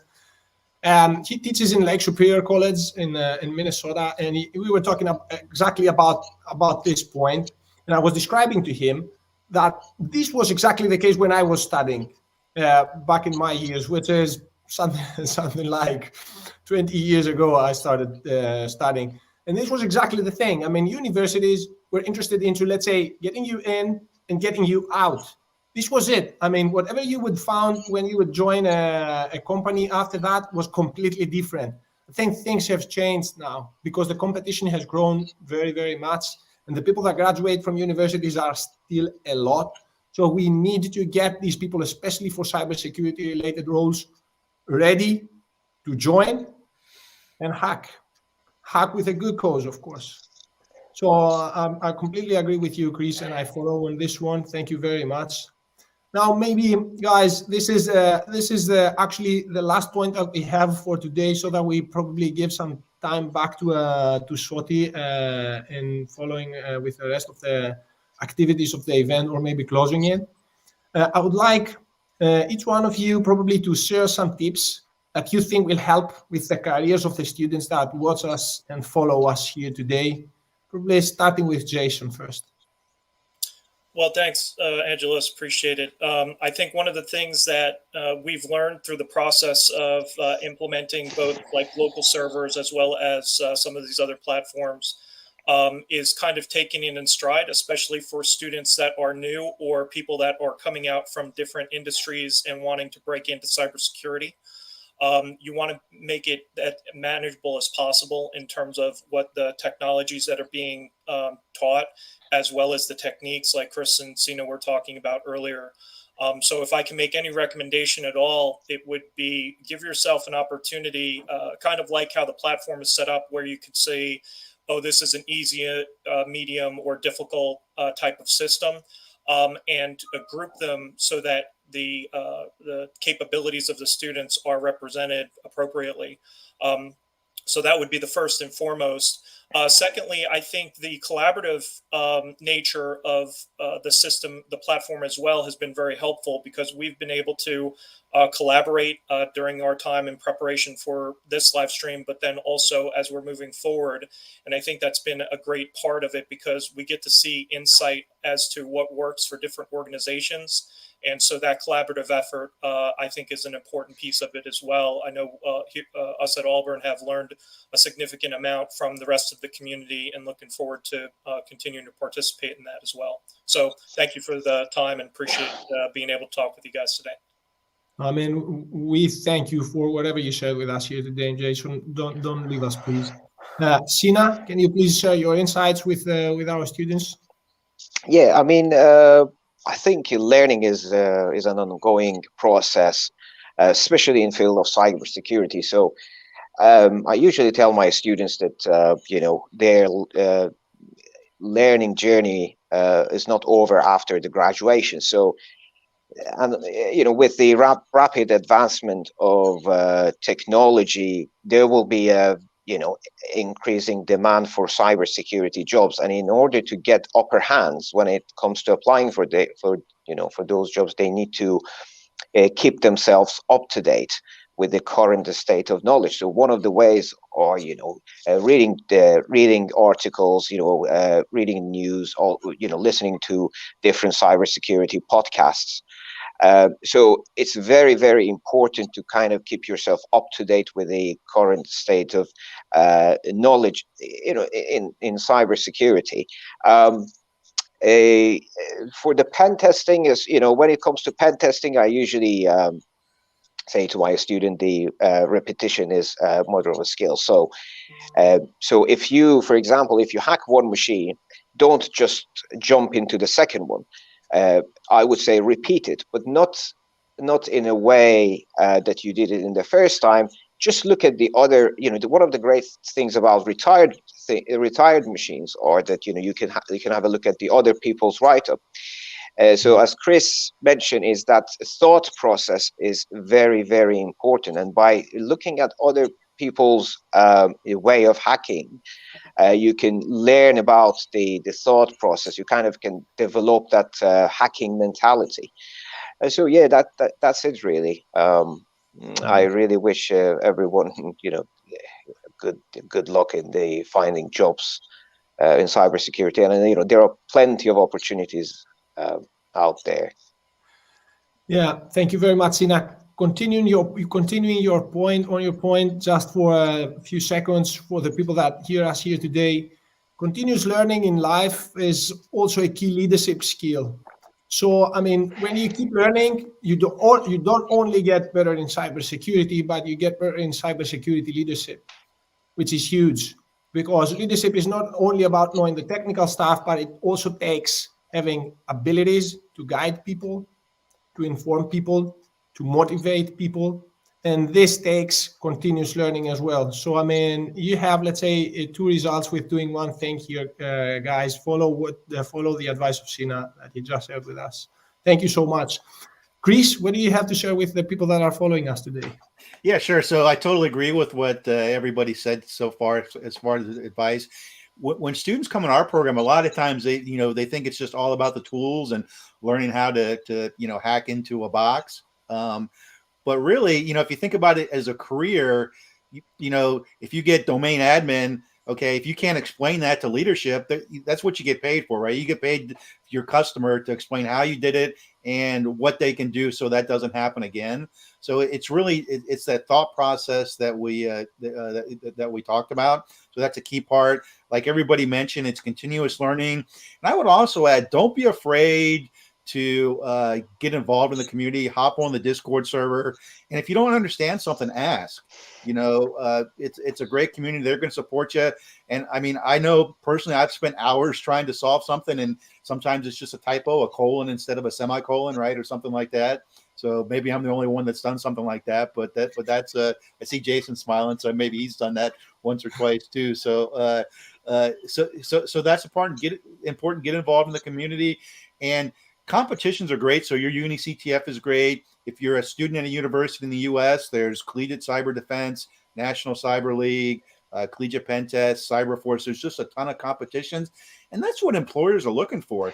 They want, if you go to an employer and say, I don't have experience, but I did the Hack the Box, Uni CTF, I did CCDC, National Cyber League, they're going to know that you're a motivated person, and that's going to bump you ahead of other people applying for the same job. And wow. Thanks for having us, giving us the opportunity to speak. It's great meeting Jason and Sina too. What you just said is amazing tip, guys. People that listen to us have to take what you just said and just practice it in their lives. They shouldn't leave anything outside it. So thank you very much for joining us today, guys. Soti, the mic is back to you, maybe for questions that we have from our community.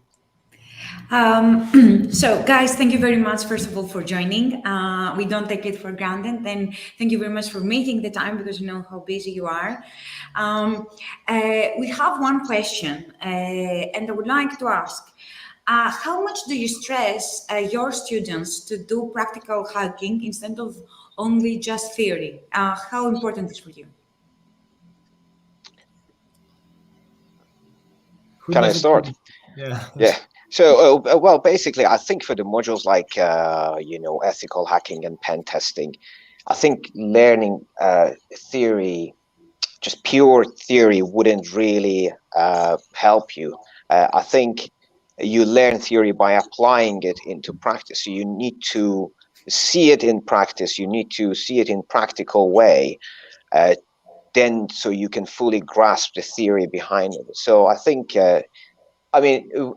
obviously at Sheffield Hallam, we are categorized as a applied university. So everything that we do is quite practical.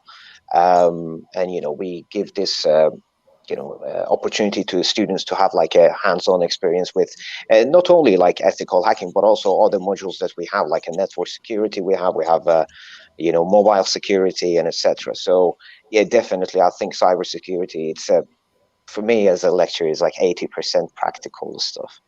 Nice. And what about you guys? Yeah. Well, one of the things that we've done is during our courses, the initial introduction, we've, as I'd mentioned, used the MITRE ATT&CK framework to start with. We give the theory behind it, and then also go out to the news as to the latest hacks that have occurred in that particular area. And then immediately after that, the second part of the class is focused on, well, how do you do that type of attack? And how would somebody who's doing an ethical hacking assessment on an organization go about the same process for doing that? So now they receive the high level understanding of what the attack was configured and how it's accomplished, but then also the actual hands-on component of it. In addition to that, we spend an awful lot of time on projects that are focused on a couple of different systems at a time, where the students have to go in and understand it across a lot of different operating systems. We try to split it up between the Windows and Linux side in order to give them the most broad context. But that's how we've done it at the university, and I think that's been pretty effective so far. Yeah, we do something similar. So we really see it as a marathon, not a sprint, right? So you could read a book, How to Run a Marathon, but if you don't go out every day and start with a mile or quarter mile and work your way up to do that marathon. So the same applies for cybersecurity. So you might start out, you learn the network stack, how networks, operate, and then, maybe learn Nmap, to find out what ports are open, and then you just, you slowly work your way up, and you're building on each of those skills. In our program, I think kind of like Jason's, we culminate in a capstone project.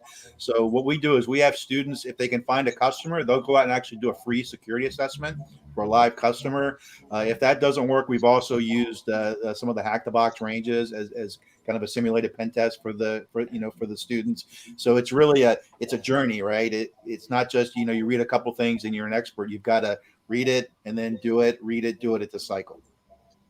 Nice. First of all, I loved your algorithm with running, because fun fact, I'm a runner, but it's actually true. If you don't try a little bit every day, how you think you're going to manage a huge goal, just like a career. So, and I have to say, now that we close our session here, that I'm very happy that professors have transformed from years ago, and not too long ago, that now love practical hacking, love putting people, like, get their hands dirty, and they are not intimidated, or they do not think, oh yes, I have learned everything, it's enough for me. That you continue to train yourselves, and that you continue to train also your students. So congrats for this, and thank you from the bottom of my heart for having you today. So cheers, guys. Thank you very much, Angel, also for the talk. Goodbye, Jason. Goodbye, Chris. Goodbye, also Sina. Thank you, Soti. Angel, how do you feel? I feel amazing, Soti. This is Yeah. great. Yeah, I mean, did you enjoy what we heard from our professors here today? Yes, of course. What I said is that I really admire that now professors have a new view on how cybersecurity training should be done, and they apply that, and we have some very good examples that we showcase to the students and other professors to look up to them. So goodbye, Angel. Thank you so much. Bye-bye. Bye. And now, guys, we have the last but not least talk. I think always Katerina. I believe always we have you last.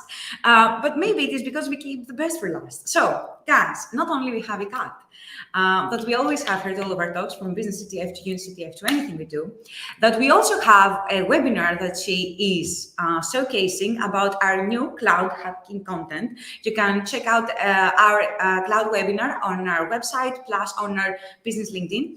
But also, guys, Katerina today is going to showcase us today. First of all, it will be a tech talk.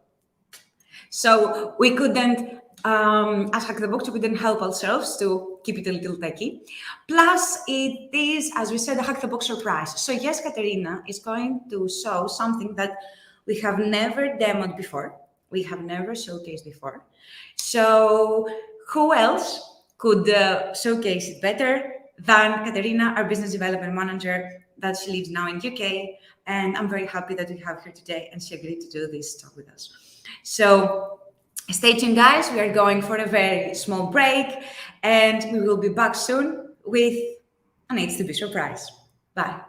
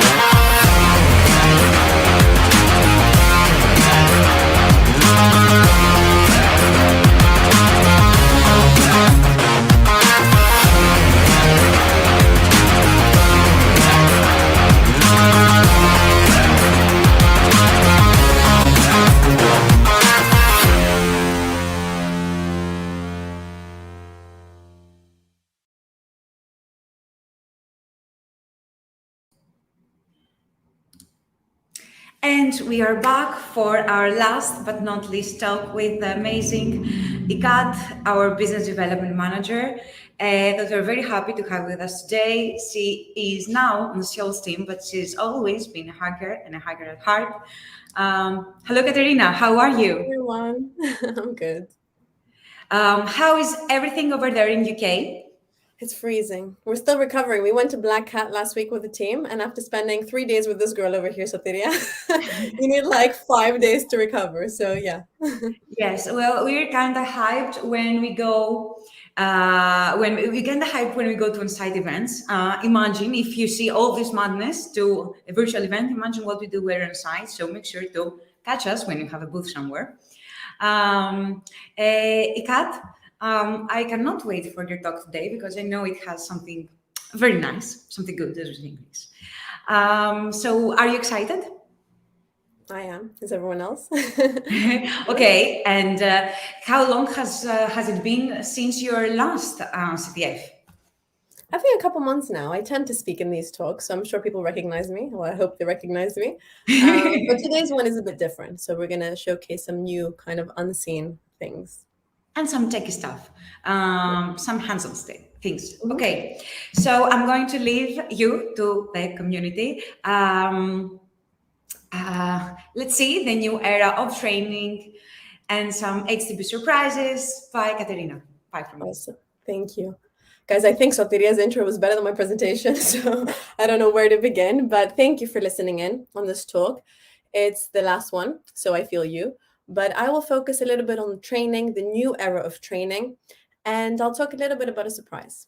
And the surprise isn't me. It's something that we're going to speak about that's kind of unseen before. This is tailored a little bit more towards professors, but if you are students, then be our champions. Record this information and pass this on internally because you can make a difference both to your university and future students. So my name is Katerina Tasiopoulou. I'm the Business Development Manager for Hack the Box. And before we begin, as I mentioned, I wanted to share a small experience with you guys. So last week, we were present at Black Hat in London. You probably have seen because we got a little bit too carried away with our LinkedIn posts, so I'm sure you've all seen the pictures. But it was an incredible event. It was incredibly cold, and we had an incredible stand, but something even more incredible happened. We actually had an army of university graduates approach us to discuss Hack the Box training and their experience. So most of these grads have been in the grad scheme for the past year or so. So they found themselves in a new job over the last year. And they were keen to let us know how their Hack the Box experience translated to their day-to-day work. How after solving some of the machines, they went back and identified those vulnerabilities internally that same week. And how practical training, as you've heard from all the talks before, was one of the most valuable skill sets they had prior to their first jobs. Because I'm sure all of you will find yourself in that position very, very soon. And it made me think back to myself. So, as Sotiria mentioned, before crossing to the dark side of sales, I was also part of a grad scheme. I was also technical with a computer science degree. But within 1 year of graduating, I was in one of the most advanced incident response and intelligence team in the world, where I worked on solving some of the biggest incidents globally that you see on the news. Within 2 years of graduating, I had won 4 global awards. I'm the top 100 tech woman in the UK, featured on Sunday Times. And I'm not mentioning this to kind of to showcase myself, but showcase the skill set. The skill set that differentiated me from my peers, that allowed me to accomplish all these things, that pushed me in the industry from day one. And what was that? That was my technical skills, my practical skills, and my industry relevant skills. My university at the time, this is a couple years ago, I'm a bit old now, they did touch a little bit on this practical training, but it was difficult for them to maintain a lab, build content, maintain the content, make sure this content reflects what happens in industry. So a lot of my knowledge at the time came from my personal effort, such as working with Hack the Box and other external certs. You guys are very, very lucky that you have the ability to incorporate this in your university. The game is changing. Universities are now evolving, And training experience, practical experience, is necessary to provide. And Chris actually mentioned this a few minutes ago about being workforce ready. And now this is a new priority, because at the end of the day, this is what university is. Isn't it what it's about? It's about getting you into that job. Now, in Hack the Box, we work with over 1,000 universities. So we understand the pain points and the requirements. And we help provide training environments to help universities and professors incorporate real training in courses.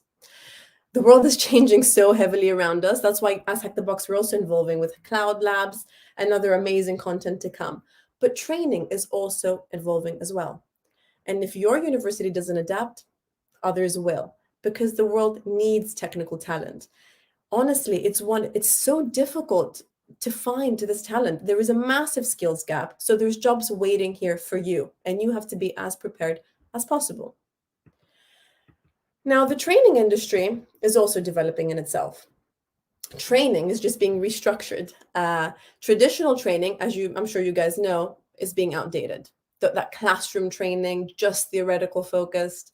Certifications, such a big debate. I'm sure you guys, it's also a concern for you when you're applying to that first job. How important are certs? They are important, but not as important as practical training. Are they enough? They're not enough by themselves. I really liked a comment that was mentioned right before my talk, which was that practical training is putting theory in practice. It's showing that you understand the theory. I always go back to a doctor analogy, saying, would you be comfortable if a doctor performed surgery on you just because they've read about it before and never had practiced it? Of course not. So practical training is very, very important. And the last bit is the continuous training. So obviously the industry has changed. We're now working from home. I guess many of you are learning from home. And this has pushed on-demand learning, right? Remote learning. It's kind of changed the game in terms of training. Now, the Uni CTF is an amazing step. Well done for everyone that's participating in this. It's a massive congratulations, because we need more initiatives like this. They're so important for your university's name. You're representing the brand of your university, your name, you're representing yourself in the industry, the students, right? An opportunity to network. It's very fun. See different people, talk with different people, but also compete with some fun challenges and obviously compete for some fun prizes. The CTFs honestly were one of my favorite things to do. When I was back in university, I remember the best experience was this awesome CTF we played. It was 48 hours long, but we didn't even want to leave the room for 48 hours. So we were taking turns napping and then waking each other up every couple hours just to keep going and rise that leaderboard. But CTFs are only a couple days long. So what happens after this is over? What else will you do throughout the years? What's next to continuously develop your talent? What do we offer the students to be industry ready? So again, going back to training. This pandemic has pushed a remote way of work. Classroom training has to become online. This pushes a demand for engagement, gamification, analytics. It's pushed so many different things. Theoretical training, like I mentioned, is more outdated. It's needed, but there's a lot more you guys have to do. So what can we offer that ticks these boxes? And this is kind of where the surprise comes in. It is some amazing new launches we've done. The Hack the Box team has worked tirelessly and so hard to create some of these things. We've worked with universities, we understand what was needed, and we've kind of developed that answer. So some of these more print screens is not a full demo that you'll see today. You probably have not seen, and it is actually revolutionizing the way we train. One of the first surprises is, and I want you to kind of picture yourself, imagine your university training with what I'll mention, our enterprise platform. Enterprise platform is a new area of Hack the Box, almost like a new Hack the Box experience completely. It's a training ground arena for universities to create a university account, possibly department-wide, and manage training as a whole in this awesome new environment. It looks incredible. It has so many features and functionality that it will take training to the next level. So for example, your university can have this massive corporate account and create different teams for different departments. You can have the software engineering department, you can have the network security course, you can have the cryptography course, any course you have, you can now create teams and manage training for those teams. The analytics are, of course, next level. They're so important. Typically with online training, it's so difficult to gain analytics, understand how you've been performing, how your team's been performing, how the university's been performing, the strengths and weaknesses. It's such an important metric to have. We can offer these analytics. So it's a massive change in the industry. Now, of course, in the enterprise platform, you can subscribe to different services. One service you've probably heard of before is something called dedicated labs, where basically you have access to machines similar to Hack the Box practice. I'm sure you guys will work on some machines over the course of the CTF. So machines are individual instances with specific attack paths. You're able to pick and select the machines, tailor them to align with your learning objectives and your course. So for example, if you want to focus on a specific operating system, on a specific attack path, a specific language, specific difficulty level, you can correlate all this and create the optimal training lab for yourself and for the team. There's a vast kind of pool of skills to learn. So you've seen this before. One extra little surprise that comes with dedicated labs for universities is something called exclusive machines. These machines are a little bit different. They're related to current industry phenomena, current industry vulnerabilities. For example, one exclusive machine we released recently was called Oh My God. Now this, oh my God, yeah. So this machine basically offers a nice experience for practicing one of this latest and very famous vulnerability, which is a remote code execution called Oh My God. What this does is it affects the Microsoft's Open Management Infrastructure, OMI, and this is used for managing Unix and Linux systems. As of September 16th, I think, any newly created Linux server in Azure are still packaged with a vulnerable version of this OMI agent. So after deploying a Linux server and enabling some specific services, the server will be in a vulnerable state. Basically, there's no authentication header, so the server incorrectly accepts and executes instructions under root user. This is a massive issue, and it exists in the industry today. If you were to work on this machine, you can go back to your university, back to your workplace, and try and identify if this exists. Another example, Apache CGI. This is even easier to exploit.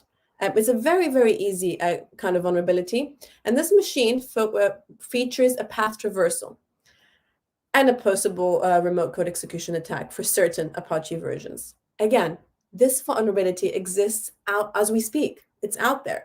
It's something you students can learn, understand how to exploit, understand how to mitigate, and bring it back to the industry from day one. How will this not differentiate you? These skills are so amazing to have because besides personal development, you're actually making a difference in the world. You're actually securing applications that everyone around us uses. Now, machines are one aspect of Hack the Box.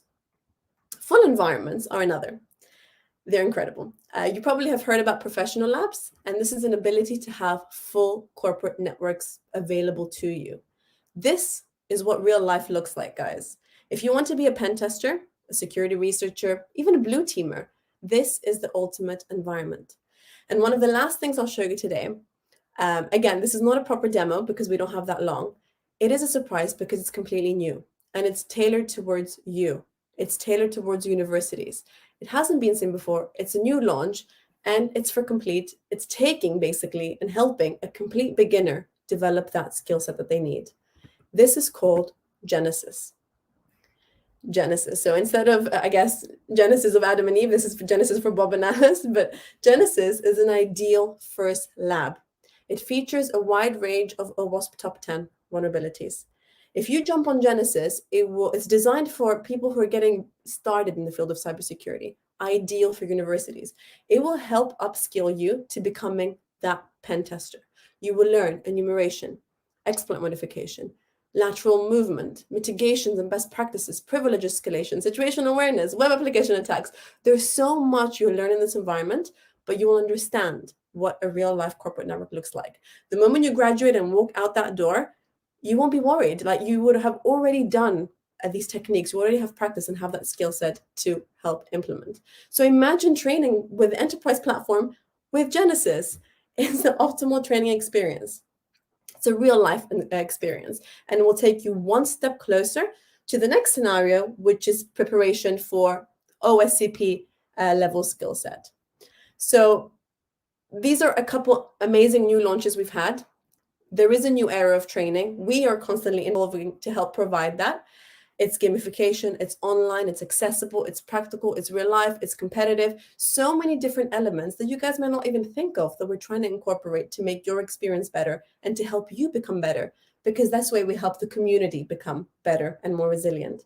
So the last 4 points on why hack the box, why use the enterprise platform or Genesis in our environments to train. 1, flexible. All the environments are easy to manage, not just the content, but the actual users, the access, the team, the department level. It's so easy to create an optimal training ground. It's focused on enterprises, on universities. It features the specific features and functionality that you need. Obviously, gamification. We all love gamification. And very CTF-like and similar with scoreboards, leaderboards, competitive environment. And lastly, most importantly, is the expertise. The content is created by industry experts. Who best to have guide you into this world of cybersecurity than experts? They're people that reflect what's happening in the world today. So the moment you're a graduate, you're ready to jump into your work role. So I hope this, guys, gave you a small overview on the amazing content we have. It would be awesome if you could kind of refer this back to your department, see if there's any interest, because jumping on these environments and helping everyone be aware of the training that's out there will help, I guess, like I said, the community as a whole. So thank you. I hope that was quite short. I didn't want to take too much of your afternoon up, but if you have any questions, I'm happy to hear them. Very interesting, Kat, actually. When is, yes, before we go to the questions, I will do the questions because I have the privilege, so I can ask everything I want. No, I'm not that person. But when this is going live? It's already live. So Really? if the environment's already there waiting for you, this is why it's so exciting to mention them to you guys. If there is any interest, drop us an email and we'll provide more information on what these are. Okay. And what do you suggest for our players that are familiar with hacking? So maybe Genesis is not the best, but they want to try some of the rest of their prolabs. Which ones would you suggest? I think we have a wide range of scenarios, and that's the amazing thing with Hack the Box. It's not just a one-off experience, jump in for a month and it's done.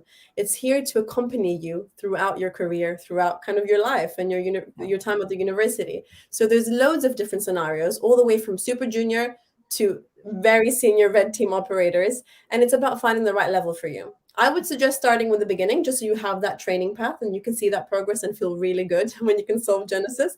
But we have a lot of content that's there for you. Yes, that's nice. And except like if you want guys to start Dante or anything else, actually when we were at Black Hat, again, I want to say, it's very nice those conferences because people give you amazing feedback. We got that the beginner track or the preparation to Dante and the preparation to officer tracks from Hack the Box really help them to pick their prolabs or professors before they start the prolab training for some of the teams. They redirect them to the main platform in order to train some of the strikes that are amazing. And another thing, I know we released Black Sky. How much Black Sky is for universities? Well, Black Sky touches a different industry, which is cloud security. Cloud security is becoming very big for any organization today. Every single organization is hybrid cloud. So it is something that every one of you will interact with the moment you leave your university. It is very valuable towards universities. Again, it depends on the course. We have so much content, but the Black Sky Labs, and I'll be speaking about them on a webinar on Monday, touch on these top technology and industry providers, AWS, Azure, and Google Cloud. They are owning the industry of cloud today. So, of course, very, very valuable, even for a personal level to upskill, but for universities as well. That's very nice. It's very interesting. We have a question. What if your university doesn't want to adapt in a new environment? What do you do? I think, to be honest, there's two areas here. One of them, personally, you're always responsible for yourself and your career at the end of the day. No one's going to build your career for you. And there's a whole load of mentoring here on how you can always plan to develop yourself. And this is why Hack the Box is awesome, because we also have community-oriented training that's offered on a personal level. In terms of persuading a university, it's about being that champion. It's about positioning yourself in front of the professor and explaining these changes in industry. And I'm pretty sure that the leadership is already aware of these, because at the end of the day, like I said, the whole purpose of a university is to get you industry ready. So if you guys need support in us providing that contact or help and talk to your department to discuss what's valuable, we're always here to do that and help improve the course and add value to it. Plus, actually, in order to have a demo, because I have before Hack the Box was so big, so I don't know, I don't join any more the schools, but in order to have a demo, we used to do demos with many professors around the world to say, okay, I want to do something on site, or I want to do something more practical. How can you help me, guys? What do you suggest? Because we don't know what to do. So to have a demo or to try out something different, it's for free. And your career is in your hands. Very excellent example, Zeyad. I think we should have an MA with you, how to build your career and how to be powerful. Good, yeah. Good. Anything else that you would like to share with us today? I think that's it. Have fun, guys. Honestly, CTFs are amazing. And when you get old like me, you'll think back to these times, and they're some of the best times of your life and your career. So keep training, keep jumping on Hack the Box. We'll have so much new content to come out there, and good luck to everyone. Good luck. Thank you very much, Katerina, for your inspiring words. Bye. Have an amazing day. And that's it, guys. I know it was it's almost 4.5 hours of a stream. I know if everyone who has been with us from start must be a little bit exhausted. Everyone who jumped in, our YouTube video is going to be live on our YouTube channel right after. And thank you very much, guys, for joining in today. Thank you very much for joining the University CTF Talks and CTF once again. We are excited for the content that we're designing, for everything that the team pulled together this year in order to make this experience more flawless for you. We will be there 24/7 on Discord to support you.